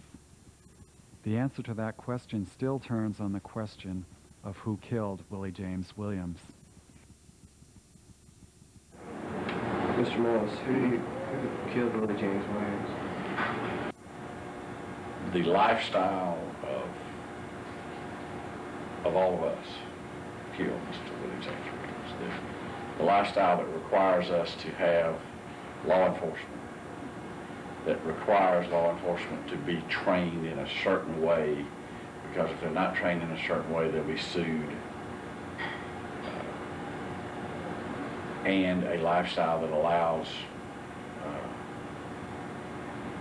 the last known legalized drug, alcohol, to be sold, advertised, promoted. A lifestyle that requires that we punish offenders, lock them up. That he was beaten, and from the looks of it, he was beaten, because a fall wouldn't have did what was on James. And I always believe he was beaten. Okay. Killed nobody, say. The history teaches me that anytime a culture continues to teach a racist, an anti-Semitic, or any kind of propaganda that places any of our human beings in a lesser position, then you're inviting violence, you're inviting the dehumanization of part of the human race. Imagine myself in a situation where black skin privilege existed. That when I walked into a store at about the same time that a black person did, well, there was a black person who standing there who owned the store and waited on the white person first, or a white person goes through a line, doesn't have to show an ID, and a lack of trust, looked at with a suspicious eye, all your life. Turning on, you get it through the media, newspapers, magazines, television, white faces time and time again. How does that affect somebody psychologically? The whole damn system, but I think the instrument was Kevin Farmer. I think if Kevin Farmer hadn't beaten that man, he'd be alive today. I have confidence in the legal system. Each case runs its course, and in almost all instances, the right outcome comes about. Who do you feel killed Willie James Williams? I think the system. The system. It was a number of things. Mr. Farmer started the process. The jail, the hospital. It's a number of things. The thing that led up to it was Mr. Farmer.